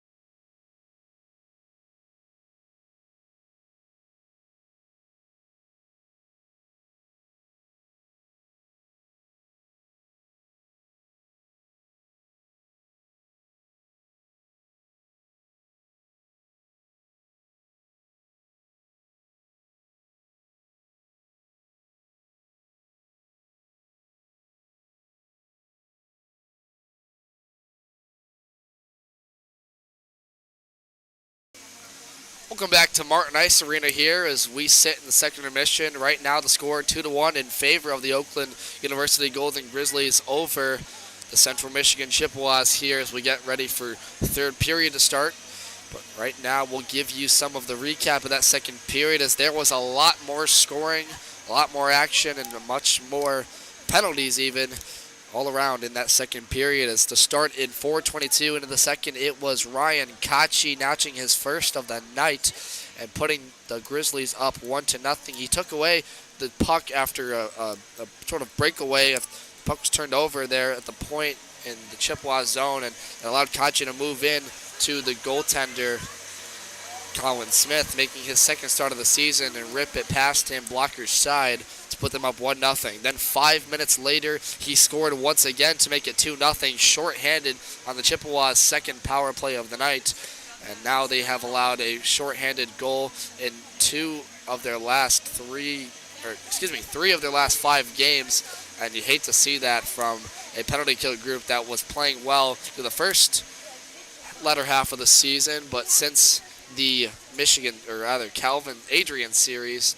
Adrian Bulldogs series, it struggled mightily to stay even and keep the other opposition out of the scoring chart. So Kochi made it 2-0, 9:16 in the second, but answering just 8 minutes later, finally the Chippewas on their fourth power play of the night capitalize. It's Charlie Hayes taking a nice centering feed on the back door from Andrew Porzondik to make it a 2-1 game. Charlie Hayes notches now for Central Michigan in this season. His third goal of the season, total 14 points on the year, has 11 assists, and Andrew Porzondik now with his 10th of the year, currently still on a 5-game point streak now with that assist.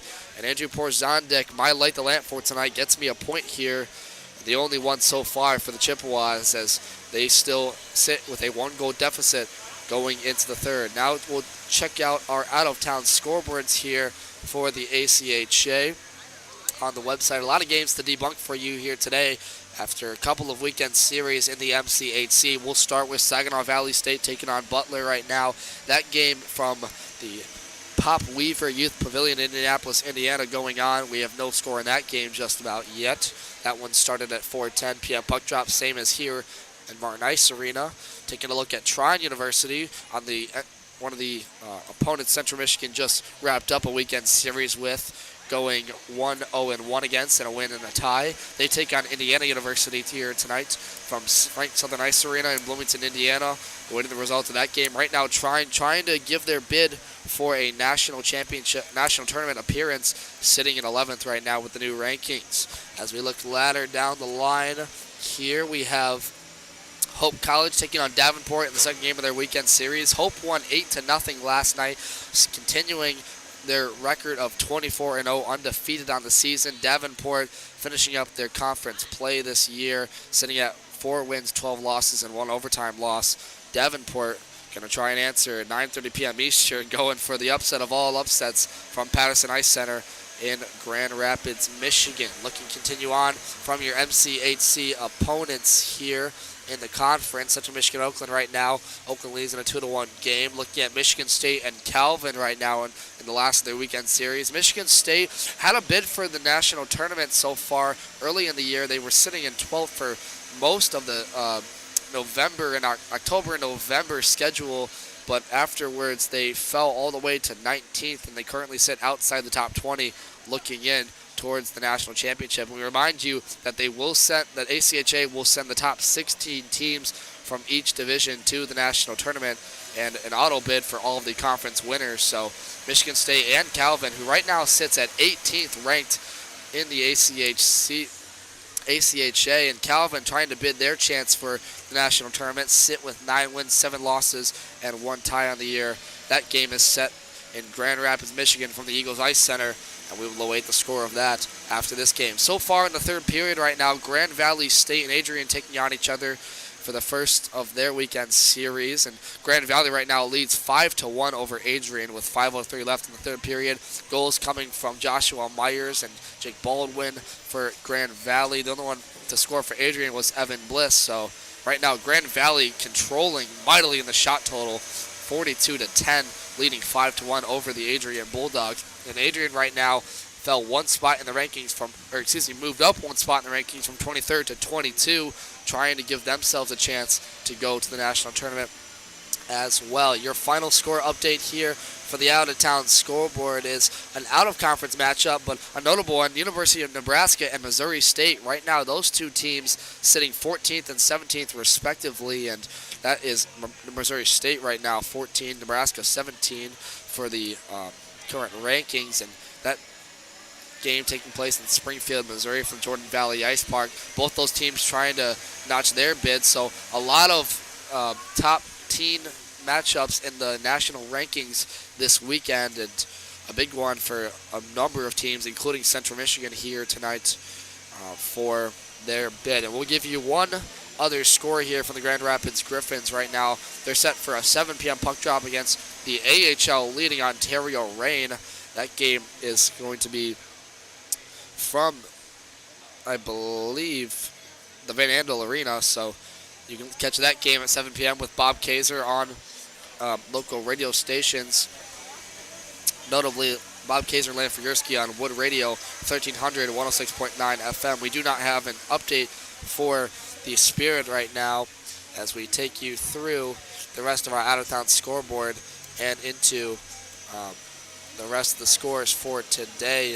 We'll give you a little bit of an update into the NHL, what's going on around the league, and the Red Wings will play a game here coming up today against, if I can, excuse me here, they will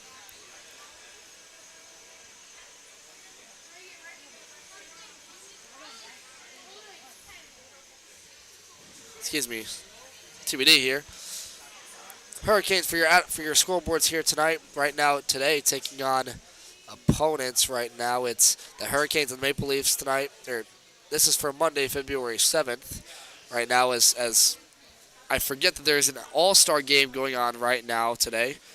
The Metropolitan Division taking on the Pacific, the Atlantic, and Central. Myself, you get caught up so much in the ACHA, you forget about what's going on in the actual top league in the world here. So the all-star game taking place. Dylan Larkin had a tough go last night in the All-Star Skills Challenge race where he finished 7th out of 8 skaters, known for setting the record for the fastest skater challenge in the NHL a couple of years ago in the All-Star game, but his second appearance so far playing in that game, good to see him, but not able to capitalize on his opportunity to be in the race. And so far in the Atlantic, they won today over the Central 5-0. And as the end of the first period comes, the Metropolitan Division and the Atlantic are playing in the championship game of that. And we'll await the final score of that one. But so far, that does it for your scores here for the NHL. We'll get you ready now for the third period of play here from Martin Ice Arena. Right now, Oakland on top 2-1.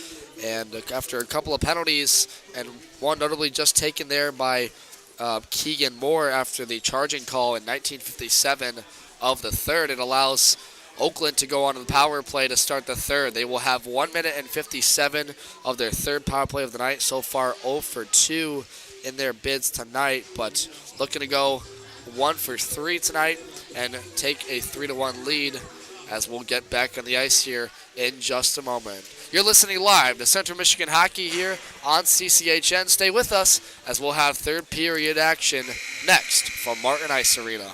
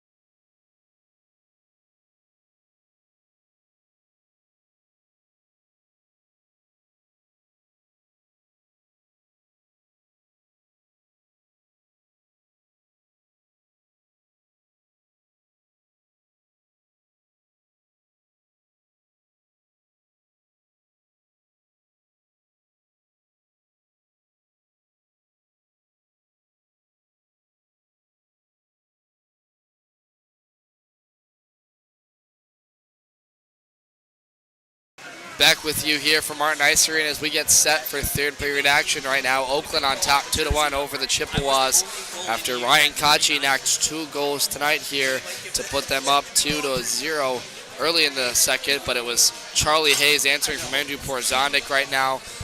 Oakland will start the period with a power play after the charging call assessed to Keegan Moore. It'll be their third power play of the night here to start. And on the penalty kill group here that has played so far well tonight but allowed a shorthanded goal will be out here once again. It's going to be Jordan Cooper, Owen Campbell, Keelan Baker, and Christopher Martin as the personnel. And Reagan, this is a much-needed penalty kill as right now the Chippewas have to swing the momentum in their favor after a tough second period. Owen Campbell went to go off, but was told to go back by his team. I have no idea what he was doing. We are about ready for puck drop here. Chippewas have a long penalty kill to start this third period. Face-off won by Paul Meter. He leaves it back there for Ryan Kochi of Oakland, and they'll start out on their first power play rush here. Dominic Ruiz sends it into the zone. Cleared away there. Nice floating puck to give it wings was Christopher Martin to send it deep into the zone and kill off some time here. As the Chips sit out in the own end, pressuring Oakland through the zone. Sam Palmeter at the blue line in front of the Chippewa bench trying to take a stretch pass from Kochi, and it fell off his blade. Ruiz will dump this puck deep into the zone there. Palmeter will skate in, pursued by Christopher Martin, and Palmeter will bump him to the boards and send this one back to the blue line. Ruiz now takes a shot on Colin Smith. It's still loose in front. He's knocked off his net. Puck comes free off the moorings. He never handled it under his pad, and he gets the whistle here after the referees assessed it, and there might be a penalty coming up here, Reagan. Yeah, I'm not sure. They're trying to discuss if that went across the line or not. If it is, that is a rough goal, and it is going to stay in the Chippewa end. So Colin Smith getting lucky there, and we'll have a draw to his left here. Reagan. 46 seconds gone. Colin Smith really has had trouble all night handling the puck on these second chance opportunities, Reagan, but his defense has bailed him out. His one right there was taken, and it almost squeaked through the 5-hole, as there's going to be some extracurriculars here from Campbell and Paul Meter here in front of the crease. Yeah, and Colin Smith. That's not a discredit to Colin Smith. He's played well so far tonight, but on the other side of the ice, you see that Pottinger has controlled a lot of the second chance rebounds. And he has been absolutely phenomenal tonight. Yeah. He's been shutting down rebounds, and he's been able to see pucks really well. This one won by Oakland, sent the puck into the net there by Heacock. A shot. Colin Smith made the initial save, and it came free back to the point now where it was met up by Kochi. Kochi back down low. Centering feed for Heacock intended there from Donnie Wood, and he never got that one after it was sauced too high. Jay Nader with a takeaway now on a one-on-one here. Didn't handle it the first time, and Kochi had to go back to handle it. Chippewas killing off more time here. Now Donnie Wood leaves it there for Jackson Heacock. Pursued in by Gazdecki, one of the top penalty killers for the Chips, in the near side corner. Back to the point. It's here for Ruiz. Tags up with his D partner. Plato takes a shot, and that one went wide, glove side. And Smith didn't see that one until it was past him. He kind of flinched as it went by him. Now look out. Here's Ruiz over the line. Brendan Martin takes this one away, tags up with Koznick on the stretch pass, and he makes one nice move to get it on Pottinger, but he never got a shot as it skated all the way to the right pad of Pottinger for the stop. And with 7 seconds left in their power play, Oakland looks like they'll go 0 for 3 on the night tonight. And you've got to be happy if you're that penalty kill unit. Tyler Koff, who runs the penalty kill specialties for Central Michigan's bench, as Joey Simoncelli takes the draw. It's won by the Chips, and Christopher Martin dumps this one to the other side now. It's met up there at the boards by Luke Pastor. Almost took a bump there from Simoncelli, but got it free to center ice. Turnover here by Jacob St. Andre on a 3-on-2. Jacob St. Andre back to Koznick, and that one was attempted there by Simoncelli, and Pottinger made the initial stop there, and it trickled wide to the other side. What a stop by Pottinger, flashing the leather. That's going to be a harder stop if Koznick can get that puck over to Simoncelli just a little bit faster. He kind of fanned on it, and so Simoncelli had to wait until he could grab that puck, and By that time, it gave Pottinger enough time to get around to make the save. Puck floats all the way back to the Chippewa end, and they have to reset their rush. Simon Selly took a feed from Baker, but he lost it on his blade, and it tipped all the way over to the forward, Thomas Monte, your defenseman. Now turned over here. Baker takes a long shot. It's free in front. St. Andre to Martin, and whacking away at it was Isaac Gibbs. We're not seeing yet if there's a goal call. There's some scrums going on in front. The referee saying no, as Isaac Gibbs there trying to crash the net in front after the shot there from Baker at the point, and it didn't go through. Pottinger made the stop. Yes, Jacob St. Andre crashed the net heavily in there. Now he's getting into it with JPAR down in the slot, and they're exchanging pleasantries, though I doubt any of the words that are being said are very pleasant. So it was good job by the Chippewas to pass that, but they had multiple opportunities to shoot that, maybe get it over a sprawled Pottinger, but couldn't get it in with 17-15 left. Isaac Gibbs looking for his 14th of the season. He leads the team right now in points, goals, and third tied for assists. And you talk about a freshman that's been the star, the notable forward from Novi, Michigan, has led the way for the Chips, and they're looking to get one from him here. Now Isaac Gibbs takes it himself over to Campbell for the dish, and he'll get it over the blue line, but it's pickpocketed away there by Griffin Geertz. Isaac Gibbs got it back, skated alone to the low slot. He'll wind up in the left circle, trying to set it in front, and Pottinger made the initial save. No rebound as no one was there to collect it. And now it comes free to the left point. Alex Lasky takes over. Nice job by him to keep it. And it'll be pursued in here by Brody Plant. Plant leaves it there, and this one will go up into the moorings for the stop after puck was handled initially by the Grizzlies. It allows both teams to change here. Reagan, a couple of nice chances there in front for the Chips, but, you know, they're having a lot of rebound trouble. They really aren't getting to the net after the initial shots, and credit to the defenseman for the Oakland Grizzlies clearing the passing lanes. Yeah, Oakland has played a very solid defensive game here as of late, and right now referees are talking with the head coach, Matt Sterling, in his fourth year with Oakland, and they clear play, and that is right off the draw. Ruiz smashes into Owen Campbell. Oh, man, and Campbell's still down on the ice right now. Campbell's hurt. He took an awkward fall with Ruiz coming in from the far right side, and they're going to send out an Oakland player here. Now Campbell's still gingerly holding himself. He'll dig in for the draw here. With Paul Meter here against him for Oakland. Draws one by Campbell, and once again they get a stop here as they met up again, and Campbell's not happy. He's shoving Paul Meter after, again, that one was collected there at the face-off circle, and they're going to send off Campbell here. And Paul Meter as well, so it's going to be a 4-on-4. Paul Meter's not happy about it, and now the goaltender just shot the puck at Jordan Cooper, and Cooper's got to maintain his composure Cooper here. They're shoving Kachi, and the referee's getting in there to settle that one down. Cooper's had a couple of notable games here where he's gotten in scrums and actually has taken 2 games off because of altercations. So Campbell waving now to the bench of Oakland will go off here. We'll have 4-on-4 here, presumptively, for the coincidental minors to Paul Meter and Campbell, as they're going to send off Julian Johnson here. Replacing him will be Porzonic to take the draw. Nadu will take the draw with Porzonic. At the blue line, it'll be Alex Lasky and Brendan Martin. Face-offs won by Nadu. He'll leave it there for Austin Ritter, that was not out there, Lasky. Ritter sent this one deep, and a big collision behind the net.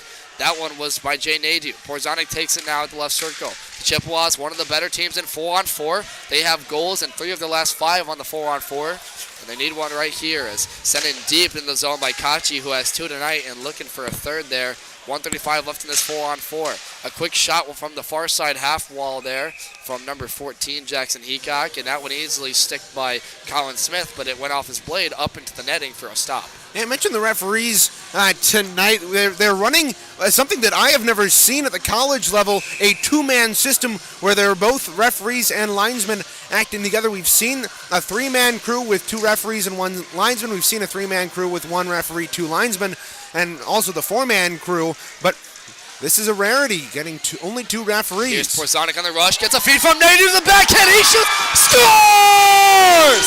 Andrew Porzonik, what a move!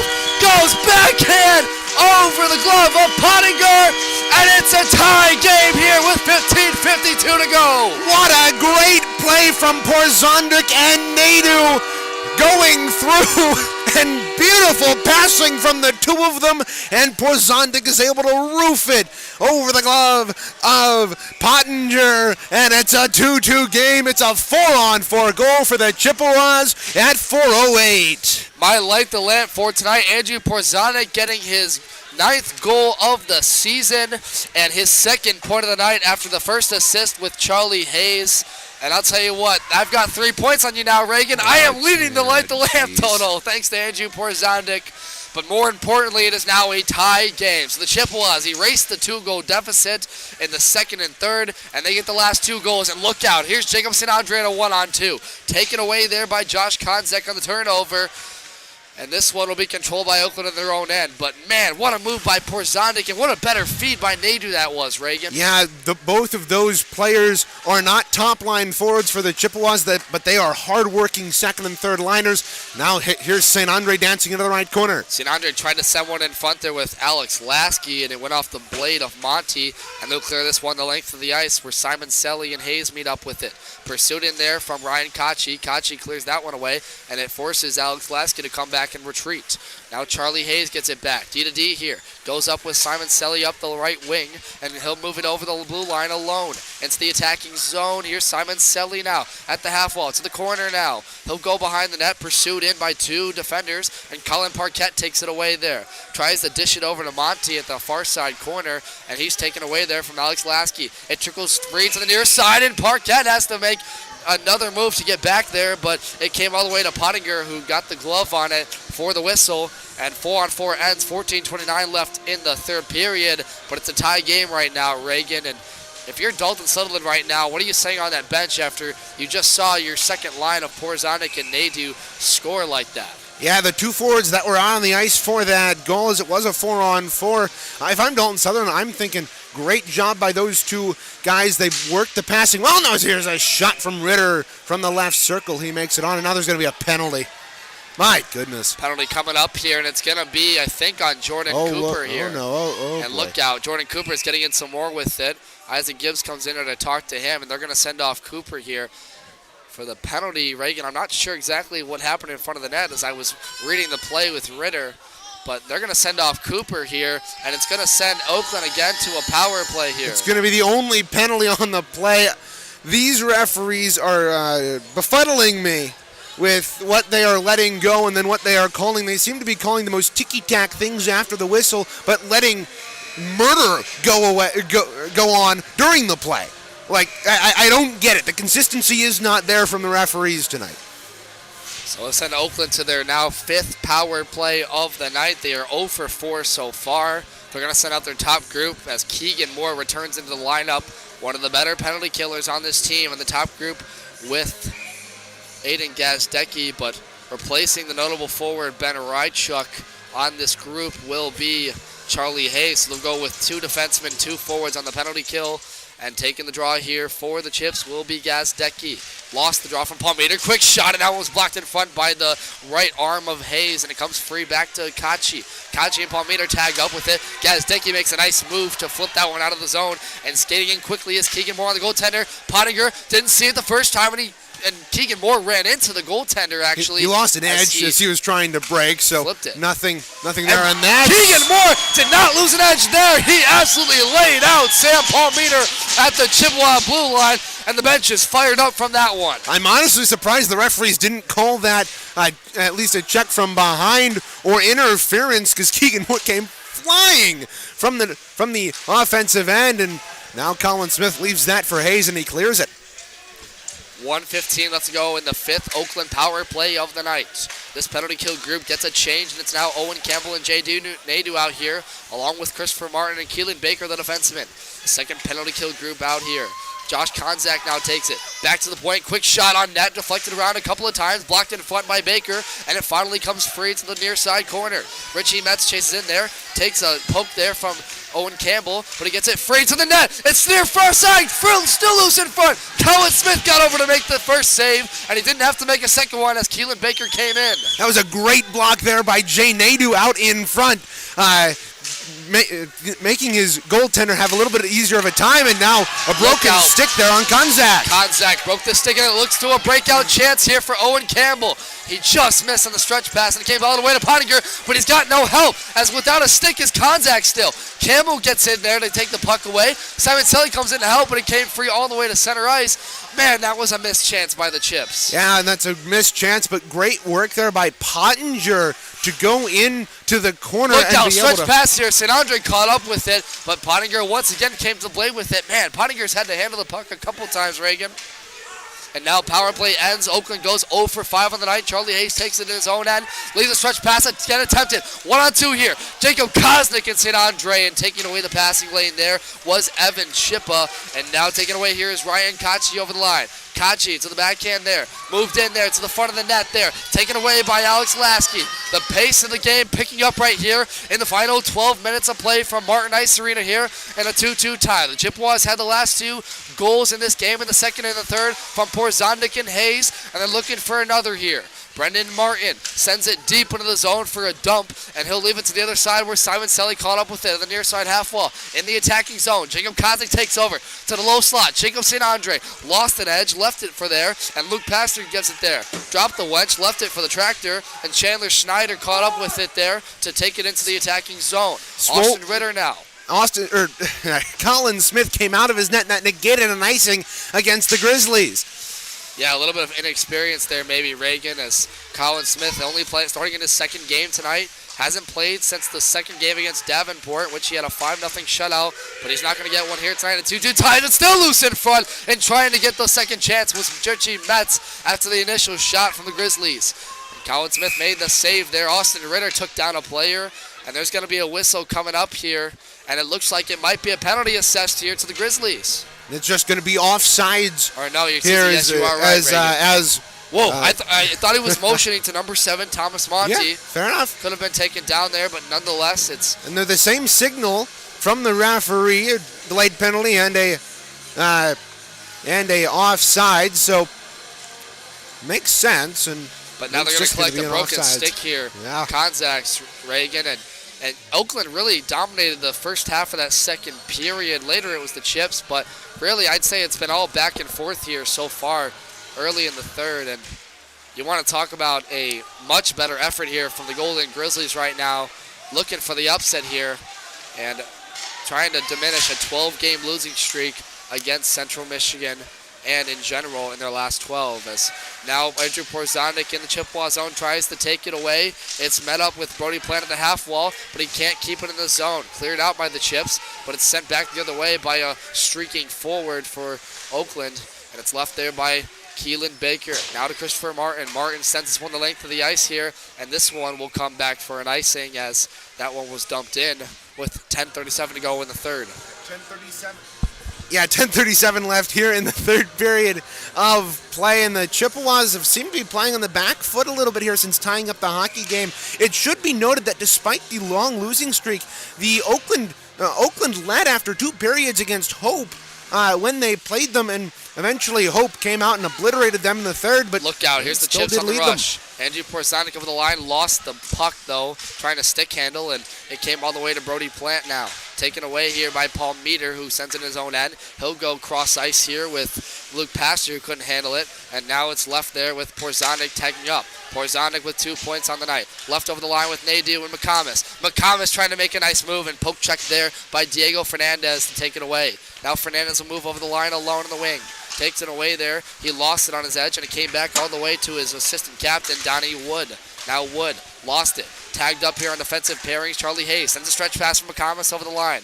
McComas playing in his 103rd game as a Chippewa, or in the ACHA, and we honored him the other week in Florida with his 100th start in the second game of that Florida Gulf Coast Series. The longtime member of this CMU team has looked out. A backhand roofer by Oakland, and that one Paul Meter tried to send near side on Colin Smith, and he said no with the stick.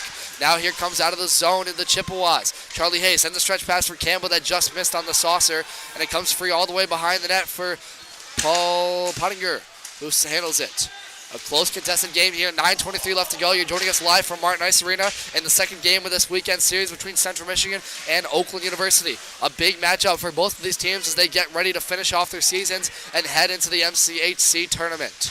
As here come the Chips, although the other way. Jordan Campbell out of the box. Center ice feed for Owen Campbell, who couldn't handle it the first time, and it flew off his skate all the way to Ryan Kachi, who takes a blast, and that one off the left pad or left leg of Brennan Martin now. And they take it over in the Chips, handling this one. 8:52 left to go in the third. Quick start up attempted by the Chips. Not too much clean passing from either side as it comes back the other way both times. It allows both teams to change. Now Owen Campbell chases in after Thomas Monty in the attacking zone. Met up there with Jordan Cooper. Gave the dish to the other side with nobody home. And it's taken up here by Isaac Gibbs to the slot. Leaves it there for Campbell and trying to get the one-timer. But Isaac Gibbs is down on the ice. No whistle yet. Shot on net. And Pottinger made the initial save and he gets the stop. But Isaac Gibbs is down holding his helmet in the high slot. This is not good. It seemed like Gibbs got hit up high as he was cutting across the top of the right circle, and he is down, and he's moved, but he's still on the ice holding his head. He's taking his helmet off now. This isn't going to be good. They're going to hopefully get a trainer out here from one of the sides here as Isaac Gibbs finally comes to his knees right now. He'll get up with his helmet off. He'll skate back to his bench. Good to see him get up and moving. The applause of this crowd here at Martin Ice Arena, the leading scorer for the Chippewas. Trying to get one here tonight. If you're looking for game reports, stats, schedules, and more, take a trip to cmishicehockey.com. There you can find those and much more, including player information, recruiting information, apparel, and more. That's cmichichockey.com. And you know, Devin, that was almost a great opportunity. That was almost a goal for the Chippewas, but it was a great save there by Pottinger. Great back check there from Koznick. Man, Koznick took down his man, Richie Metz there. And a quick shot on net, and it goes wide, they score! It looked like it was Plant maybe at the point, and it redirected a couple times. That's Chandler Schneider taking that. And it's now a 3-2 game in favor of Oakland as it skates on the blocker side wide of Colin Smith. That one's an unfortunate goal there that the Chippewas give up, and that silences the crowd here at Martin Ice Arena. That shot came from the right circle. It was going wide initially, but Chandler Schneider was tied up with the Chippewa in front and managed to get his stick on it, and it fluttered past Colin Smith, and it's with 8:07 to go in the third. It's 3-2. Oakland takes the lead back after they led 2-0 earlier in this game. And you want to talk about a momentum killer there for the Chippewas. Colin Smith allows his third of the night after Chandler Snyder's shot trickles a couple of times in front and goes over the blocker. There's a shot on net there by Joey Simon-Selly, gloved down by Pottinger, trying to answer is the Chips. So this is a big one, not just for the weekend series, Reagan, but the MCHC standings. Chippewas have to run the table if they want a chance of jumping Lawrence Tech in the top spot going into the tournament. And for Oakland, who sits right now 6th place, they can match the Chippewas in the standings and try and get an upset. But, I mean, regardless of what the stakes are here, Reagan, a quick shot there by Koznick, saved by Pottinger. Regardless of the stakes here, this is another time where the Chippewas find themselves down in the game at home late here, and they've got to find a way to rally. Yeah, and they've had tie games before, but they've had trouble at home finishing out hockey games, getting a jump on the visitors here, and I correct myself, Reagan. They only have 3 points, so they cannot catch Central Michigan. But I meant in the 6th place standings, inching closer. But, I mean, if you're Oakland right now, this has got to be fired up. As the shot's taken there by Lasky. Rebound in front. Second chance by St. Andre. And Pottinger made both stops. That's another low shot saved by Pottinger. Now they score! Alex Lasky from the point answers right back. And it's 3-3. The Chippewas answer. A great shot by Lasky through traffic, and that was a low shot. Pottinger's been able to make those saves all night, but he was screened in front, and talking with Joel Drucker during the intermission, it was they needed to get bodies out in front of Pottinger, and they do just that, and it gets them tied up with 7:35 to go. Alex Lasky gets his first goal of the season to make it a tie game once again here. 7:35 left to go in the third, and that's a big one because right after Colin Smith allowed the third goal of the night, the Chippewas help him out and get one back even late in the game. As look out, Jay Nadeau is going to be sent off here along with Richie Metz, and it's going to lead to a 4-on-4 here. The crowd has come alive here in Martin Ice Arena, cheering on their home team to get one up on Oakland. And the Oakland bench was not happy about that, and it was Nadeau and Metz getting tied up right off of the face-off. And here at the 12:34 mark, we're going to go back on a 4-on-4. You know what, Reagan? It is alumni night here for Central Michigan's Division III team, so there's a lot of notable alumni here. One of them, Phil Fazio, who played for the Chippewas for 3 seasons before retiring 2 years ago before the COVID break. And you talk about a rally here in front of a big home crowd in Martin Ice Arena here. That one got everyone in this building up on their feet. And with 7:20 left to go and 1:53 left on this 4-on-4 advantage, which we're going to get an icing here from Brendan Martin. This is a big one right now here in the final 7:15. Oh, certainly. It's a big game for both these two squads. Lots of implications if the Chippewas win this one or get a tie. They jump Michigan in the MCHC standings before heading into the series against that same team. So if they either way, that Michigan series is going to be a big one here, as whoever wins that series will be in 4th place. Now it's Jordan Cooper in the attacking zone. The Chips trying to get one up on Oakland. They haven't led tonight at all, but they've been tied for the length of the way through halfway in this game. And now taking it at the near side, blue line will be Owen Campbell and Brendan Martin. And what an effort by Oakland tonight, either way of the score of this one, as they have rallied and absolutely taken it to the Chippewas after they lost 9-4 last night on home ice. And it's always the second game in a weekend series that's the tougher one for not just the winning team, but both sides. As now here through center, Owen Campbell took a centering feed. Good to see Isaac Gibbs back out on the ice there, pressuring. A quick pass taken away from Jordan Cooper on a 1-on-2. Good defensive work there. Christopher Martin poke checking Sam Palmeter, and here they come the other way. Jordan Cooper over the line, dishes it over to Isaac Gibbs, took it around a couple of times, and it was set in front there. Nobody home, though. Jordan Cooper takes it at the far side half wall, and now Owen Campbell collects it. Campbell shields off a defender.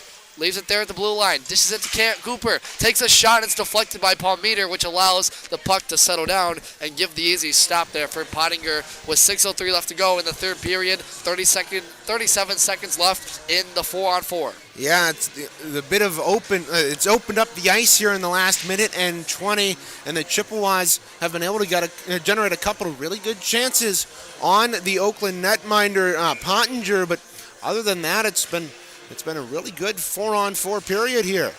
Simon Selly lost the draw. It was taken away here by Duncan McLeod. Had a goal last night for Oakland. Skating through center, taken away now by Simon Selly and St. Andre. Those forwards pairing up here. St. Andre takes a bump, still skates with it, leaves it there for St. Andre on the give and go. Leaves it back for Christopher Martin, who couldn't handle it. And look out, he's got a race here with Dominic Ruiz. He won it and got it over to Keelan Baker, and the crowd likes that one. Jacob St. Andre there takes another hit, and he gets this one over to Simon Selly over the line. He's getting into the attacking zone, tripped up there by Colin Parquette with no call there on the ice. 5:29 left to go. The 4-on-4 is just about done now as here comes out of the box. Jay Nadeau will go quickly off to the bench, and he'll be replaced with Jacob Kosnick. He's getting in there to help over there with Jacob St. Andre in front of the Oakland bench. Gets taken down to the ice, and no call once again for that one. Now Parquette leaves it up the wing there for Richie Metz. Metz gets into the attacking zone for Oakland. Stops on a dime, leaves it through center. Taken away by St. Andre. Back to the point for Kozak.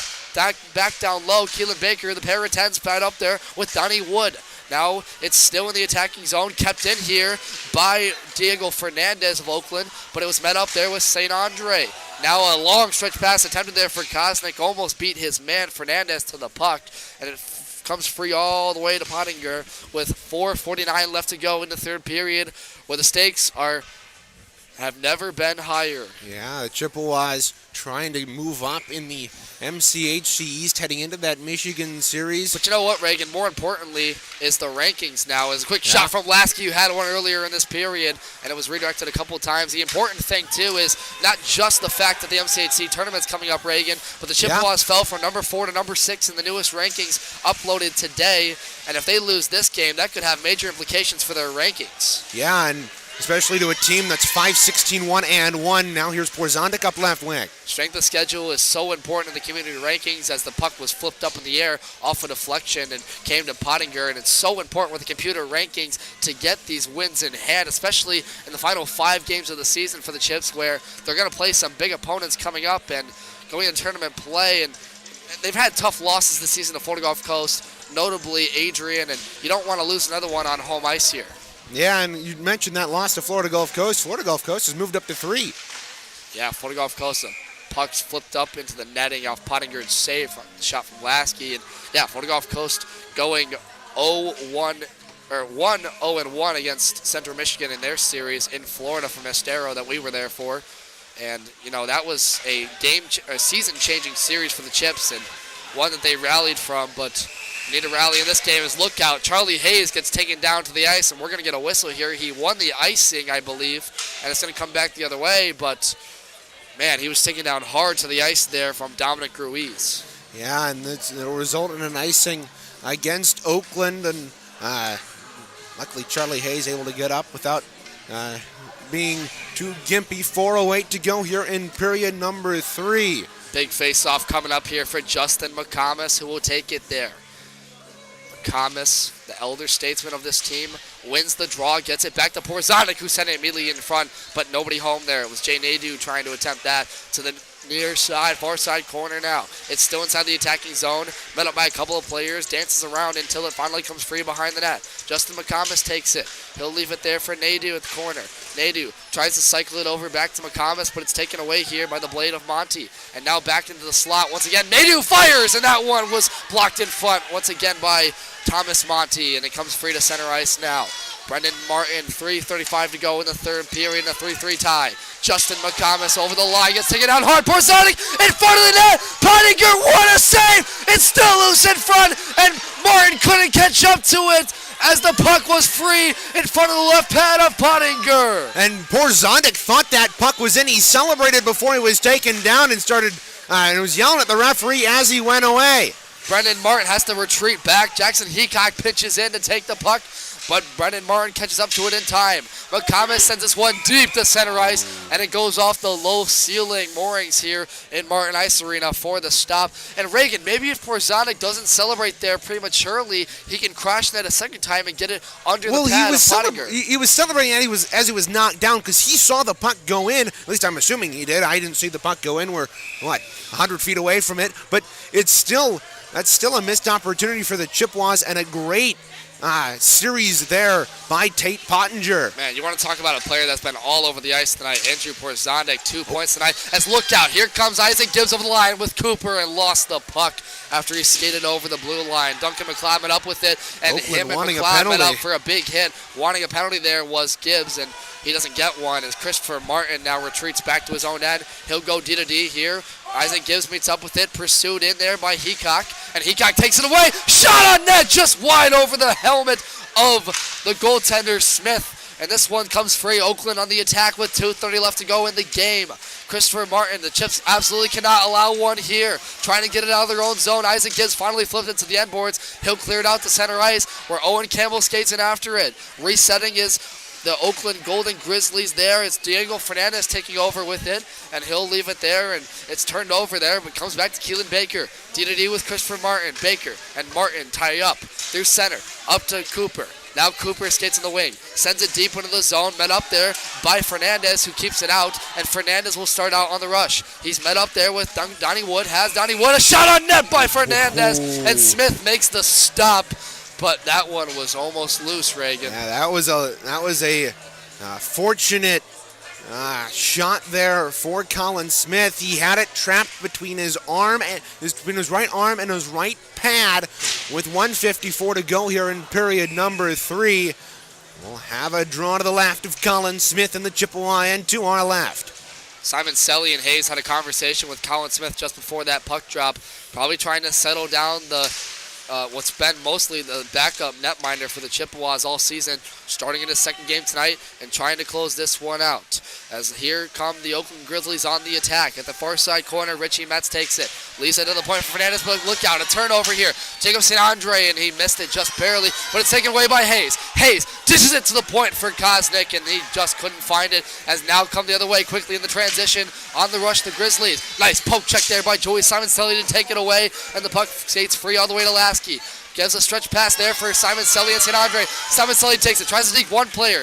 Meets up there on the dish to Kosnick there, trailing the play, and he'll leave it there in the attacking zone. St. Andre, Kosnick, he'll look, pulls the trigger, and he's blocked in front there. Simon Selly took that one, and it's kept in there by Christopher Martin at the point now. Austin Ritter takes a hit down to the ice. No, come on! And he is down. He's injured. That's ridiculous. His helmet, and we're going to get a whistle for him down. That's the second missed hit to the head by these referees. That is unacceptable. And Ritter's upset, going back to the bench, like grabbing his stick. He'll get his helmet off here as he's going to go off and reset himself here. 54 seconds to go in the game. The whistle for the hit to the head on Ritter with no call. And that one the Chippewas will not be happy with, slamming the end. They should be unhappy with that. As Chippewas win the draw, they're going to need a rally here. 45 seconds left to go as we're looking at overtime, barring a score here. As here comes Porzondik now to take it in. And Thomas Monty took it away. Here comes Oakland over the line on the rush. Sam Palmater with 40 seconds left, skates wide. He'll leave it in the point to the low slot area. Nobody home for the shot. The Chippewas playing some man D here. Quick shot from the far angle. Luke Pastor sent it wide, and it comes back to the point. Blocked in front by Nadeau. Look out! Nadeau's going to break out here. Nadeau alone leaves it there for McComas, and they never got a shot off as it skated to Pottinger. Nice defense by Palmater to pressure Nadeau, and I am confused why Nadeau didn't wind up for that one. He thought he had McComas closer to him than he did, and McComas was just kind of lazily trailing, expecting Nadeau to take that shot, and instead he tried the drop, but it ended up rolling in on Pottinger nonetheless. We got 14 seconds left here in the third. 14 seconds to go in the third. Face-off to the right circle in the Oakland zone. It's Owen Campbell taking it. The Chippewas will get one more chance to take this one before looking at overtime, as the whistle will stay for now, and the puck is dropped. Won by Palmater of the Grizzlies, but it's kept in there. Keelan Baker almost tried to keep it in, dumped it in. 7 seconds left. Oakland trying to give one more rush through center. Turn the puck over, and we are going to overtime here in Martin Ice Arena in a 3-3 tie between Oakland and Central Michigan. So overtime coming up for you here on CCHN here. Stay with us as we'll take a short break. Both teams will gather at the benches. You're listening live to Central Michigan Hockey here on CCHN.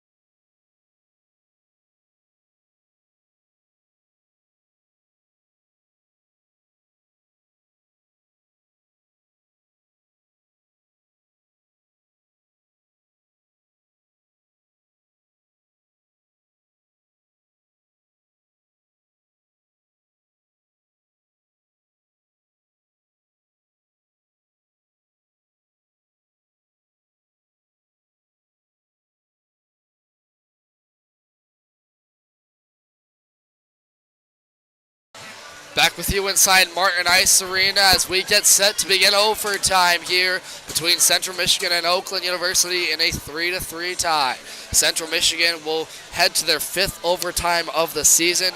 So far, all 4 of their overtimes have ended in ties this year against the likes of Trine, Calvin University, Florida Gulf Coast. And Calvin, as I mentioned, as here come the Golden Grizzlies now in their 3rd overtime this season. They have 1 overtime loss this year and 1 tie, their only tie, coming against Adrian. And right now, they're moving in over the line in the attacking zone to the far right circle, trying to get a shot on net to the goaltender, Colin Smith, is Paul Meter, but he's deflected in front. A huge crowd gathers here at the end of this one. As right now, 4:30 to go in this game. Oakland in the attacking zone. Saved the initial shot by Smith, and it settles it down here where St. Andre will take it behind the net. Both teams playing a little bit conservative on the forecheck. Don't want to get caught out here on the 4-on-4. Now, Here nice comes the pass Chips ahead. on the rush. Always Simon Selly. Where with Jordan Cooper, centering feed that was blocked away with the blade of Fernandez. Now Simon Selly takes it back to the point for St. Andre. St. Andre wanted the one-time with Martin. He's got it. Shoots, and it's blocked in front. Nice job by Konzak to get over that and never get the puck to Pottinger. And he's lucky he blocked that one because Martin had pulled Pottinger all the way over to the left. Center ice here, pursued into the Chips, and here they come over the blue line with St. Andre. Cooper winds up just off the glove of Pottinger, and it goes wide all the way in front of Central Michigan's bench. That one was dangerous. That certainly was. He ripped that ever so slightly high.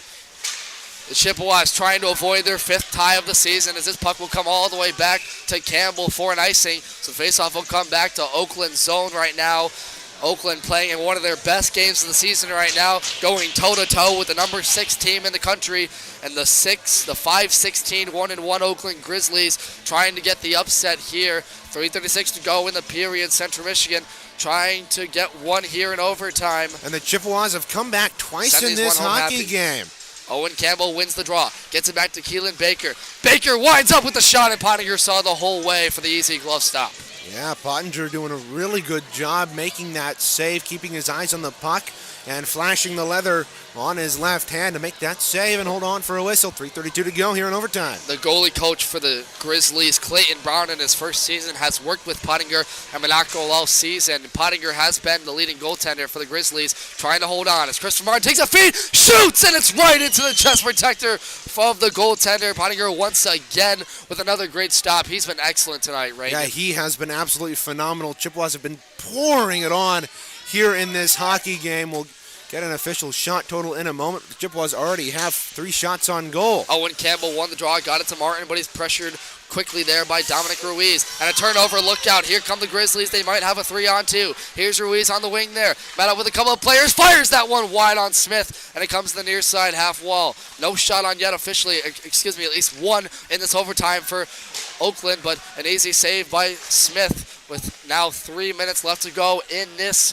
overtime period. We're playing it out here. The top line back out here for the Chips. Isaac Gibbs takes a long stretch pass from Christopher Martin into the attacking zone. Turned the puck over there, got taken down to the ice with no call after he got met up there with Colin Parkett. Now here comes, look out, a breakaway chance, a shoots. Oh man, what a poke check by Keelan Baker after Richie Metz tried to dangle him one time. The captain bailing out Colin Smith. Now here comes Oakland on the attack. Back to the point there. Goes D-to-D. Winds up Fernandez with a shot. And nice save there by Colin Smith to make it with the blade. 2:25 left to go in the overtime period. The Chippewas control this puck in their own, but they're pressured here. Baker sends this one far out of the zone. Wanted a stretch pass there for Isaac Gibbs in the saucer. And it allows Oakland to reset in their end. Now set out by the end. Here's Owen Campbell. Breakaway chance for Isaac Gibbs. He's got it alone. He shoots. Saved by Pottinger on the backhand. And Isaac Gibbs falls to the ice. What a save. Pottinger doing a great job. Here comes Oakland the other way now. Paul Meter over the line. He'll send this one to the center ice feed by Robert Plant, and Plant controls now. Back to the corner. In front there for Paul Meter. Never got a shot off as the Chippewas reset, and so does Oakland. They're in the attacking zone, 1:40 to go. Saved by Colin Smith, but almost didn't see that one. He didn't see that one until it hit him. And Hayes now gets this one back and sends it back to center ice. 1:30 to go in the overtime play. Oakland saving this one with Pottinger after Isaac Gibbs had the breakaway chance to finish it. And now here comes Oakland over the line. It's now taken by Konzak. Trying to get it on net. It was blocked in front, and Hayes takes it over. Leaves it there at the half wall there for Porzondik. Now chasing in after it is Mays. And a one-timer from the slot just went wide over the glove of Colin Smith. Chippewas trying to help him out defensively, and he makes the chest protector save after the shot from the far side half wall. Woo! Talk about that breakaway with Isaac Gibbs. Oh my goodness. That was a phenomenal stop there by Tate Pottinger, who was able to stop it, stay with the puck. He was down, but he wasn't out. He was able to push over to the left post and somehow make a save on Isaac Gibbs, the leading goal scorer for Central Michigan. So with 1 minute left to go in the overtime period, the Chippewas control after their face-off win. Simon Selly sends it up the wing for Owen Campbell. 1 minute left to go. They send it to the attacking zone. Simon Selly chases in after Parquette. Parquette gets taken hard to the boards. Big hit by Simon Selly, and he can't keep it in the zone. However, 45 seconds left to go. The Chippewas could be looking at a 5th tie this season if they don't score this one in overtime. Or they could look at their first overtime loss, as here's Dominic Ruiz over the line. Skates in, shoots! Saved by the goaltender Smith after Jackson Heacock took the shot. And that was a close one. Smith had his stick off of the ice, and he was able to get down and make the save with his pads, but if he's a little bit later on that squeaks through his 5-hole and in. He's got to be careful keeping that stick on the ice. 30 seconds to go in overtime. Face-off in the Chippewa zone. One of the best face-off men in the ACHA, Joey Simon Selly, wins it again for the Chips. They'll have one more chance to start on the breakout here. Brendan Martin starts up with Jordan Cooper in his own end. Cooper skates through center ice, gets in the attacking zone, has Simon Selly with him. Wraps around the net wide. He'll leave it there. Defended well there from Ryan Kochi, and it skates all the way back to Central's end. 7 seconds left to go in the game. St. Andre lost it on his blade. Turn the puck over. 3 seconds left. Oakland will get one more. No, they won't. Brendan Martin clears this puck away, and that'll do it for overtime. And the Chippewas end the game with their 5th tie of the season against the Oakland University Golden Grizzlies, who hold on to force the tie after they led most of the way 2-0. And the Chippewas answered, luckily in the 3rd period, to force the tie. And now, Reagan, I can't even keep track of how many weekends we've had a tie in these weekend series. That's the ACHA leading 5th tie for Central Michigan, and we'll recap it more in depth when we come back right after this. We'll have the post-game show here on CCHN. It's a 3-3 tie here from Martin Ice Arena.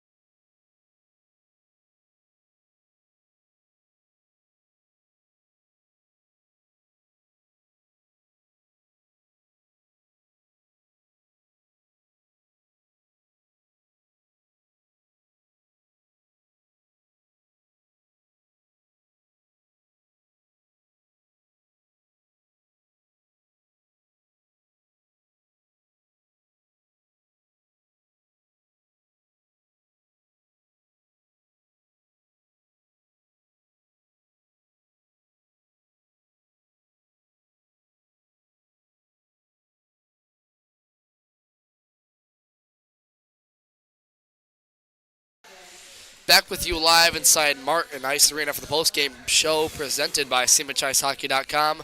We're at the end of this one. It's another tie for Central Michigan, their 5th of the season against Oakland University. Officially going in this weekend series, 1 win and 1 tie to finish it out. And we'll give you our game recap really quick here with the goal scorers tonight. For Oakland, it was Ryan Kachi scoring along with number 9 out there, Chandler Schneider, unofficially on our scoring chart. What a night for Kachi. We'll talk about him a little bit later in the postgame show as well. But the Chippewas answered. They were down 2-0 early in the first period, and then going into the second, they answered. Charlie Hayes had a goal from Porzo's feed, and then Porzonic got the game-tying goal to put them back even. But Oakland answered. They led the whole night in this game except when they weren't tied. The third goal was scored early in the third period, but just right back was Central Michigan answering. It was Alex Lasky getting his first goal of the season. Talk about a big effort from him to get his first and get the Chippewas back with an even, which sent them to overtime. Nobody could score in that one. Isaac Gibbs had an excellent breakaway chance, though, after the puck was turned over by Oakland in their own end. And Isaac Gibbs tried to go to the backhand on the goaltender, Pottinger, and he made the excellent save, a couple of them in that overtime, to force the tie and wrap us up here at the end of this one. As right now, we'll look back at our players to watch for the game. We had Andrew Porzonic and Brendan Martin. Andrew Porzonic officially ends the night with 1 goal and 1 assist. He gets 2 points tonight. My Light the Lamp gets 3 points. We'll talk about Light the Lamp as well later on. So an excellent night from Porzonic. Brendan Martin was our second player to watch after a 4-point night last night. He unofficially doesn't get on the board here tonight, but Brendan Martin was all over the ice helping out the Chippewas defensively, blocking shots in front, taking away passing lanes, and falls in this one, or doesn't get a point in this one. But on the other side of the ice, Jackson Heacock, as you hear the cheers from the crowd for this senior night for the women's CMU team that are celebrating their seniors here. Jackson Heacock didn't get on the board tonight. Neither did Donnie Wood, as Kachi, the number 28 defenseman Ryan Kachi for Oakland, took it by himself tonight and had a 2-goal night.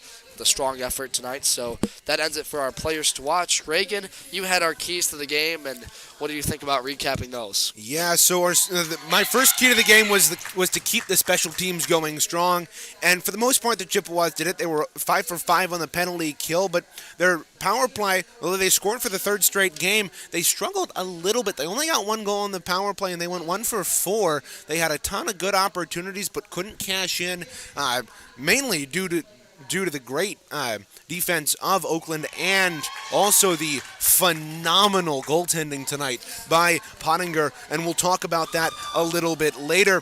They also needed to keep their composure. There were a couple of bad penalties that they took, and it really balanced out in the end. They ended up getting a couple of coincidentals, but seeing as that they didn't give up any goals on the penalty kill, I'd say that was a success. And then Colin Smith was his play was my third key to the game, and he did a nice job. It was his first start in about 3 months' time, or actually about 4 months' time, and he played well. I mean, you can't fault him. He was a bit rusty to start the game, but overall, he played pretty well. Taking a look at our Light the Lamp here as we move on from our keys to the game.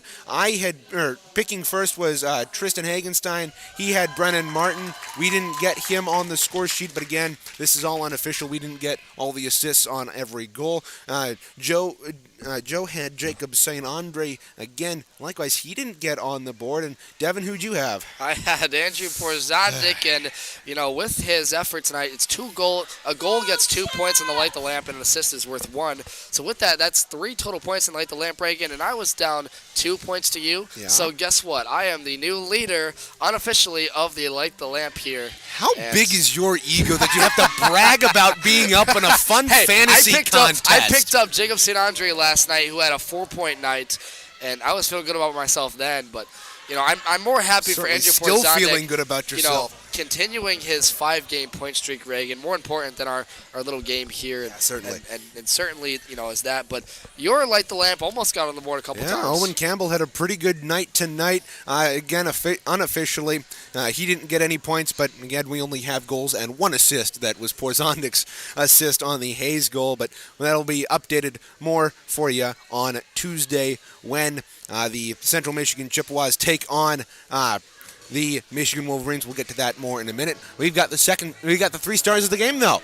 That we do, Reagan, and our 3rd star of the night has to go to none other than Andrew Porzondik right now with a goal and assist on the night. He continued, as I mentioned, his 5-game point streak. He now sits 2nd on the team in goals, and he has tied for 3rd in assists on the team so far with 10. A strong night from Andrew Porzondik. Our 2nd star of the game, none other than Ryan Kachi, notching 2 goals tonight for the Oakland University Golden Grizzlies. Kachi put his goal total to 10 on the season, and one of the strong defensemen for the Grizzlies, known as a sort of forward offensive defenseman, gets our 2nd star of the night. And Reagan, you've got our 1st star. Yeah, our 1st star of the game, when a goaltender makes more than 50 saves, he has done something very good, and tonight that goaltender was Tate Pottinger, and he made 51 saves on 54 Central Michigan University shots, including a game-saving save on a breakaway by Isaac Gibbs. He was in alone from the blue line, deked and pulled him all the way to the right as you're looking at it, but that it was a great save by Pottinger, and that kept Oakland in this hockey game as they tie the number 6 team in the nation 3-3. And for Central Michigan, that is their ACHA leading 5th tie of the campaign. Taking a look ahead on the schedule for both these two teams, Central Michigan falls to 11. Falls to a 11-3-0.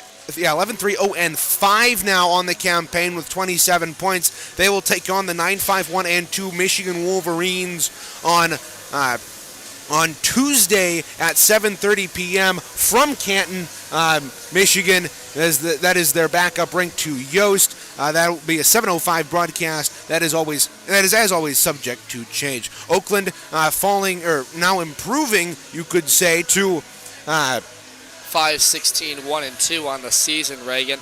They'll go on to take on Michigan Flint to finish off their season. But, I mean, as you were finishing your point there, Reagan, one of the things in this, schedule is Chippewas are going to play now 4 games in 7 days coming up against the likes of University of Michigan and Lawrence Tech.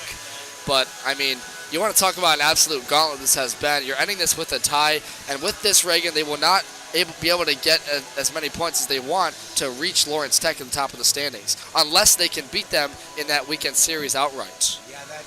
That last series of the year is going to be a valuable one, and this last week is going to be incredibly valuable for the Chippewas as they play the 2 teams ahead of them in the MCHC standings. Well, actually, now with that tie, Central Michigan moves 1 ahead of the University of Michigan, so they now sit in 4th place in the MCHC East.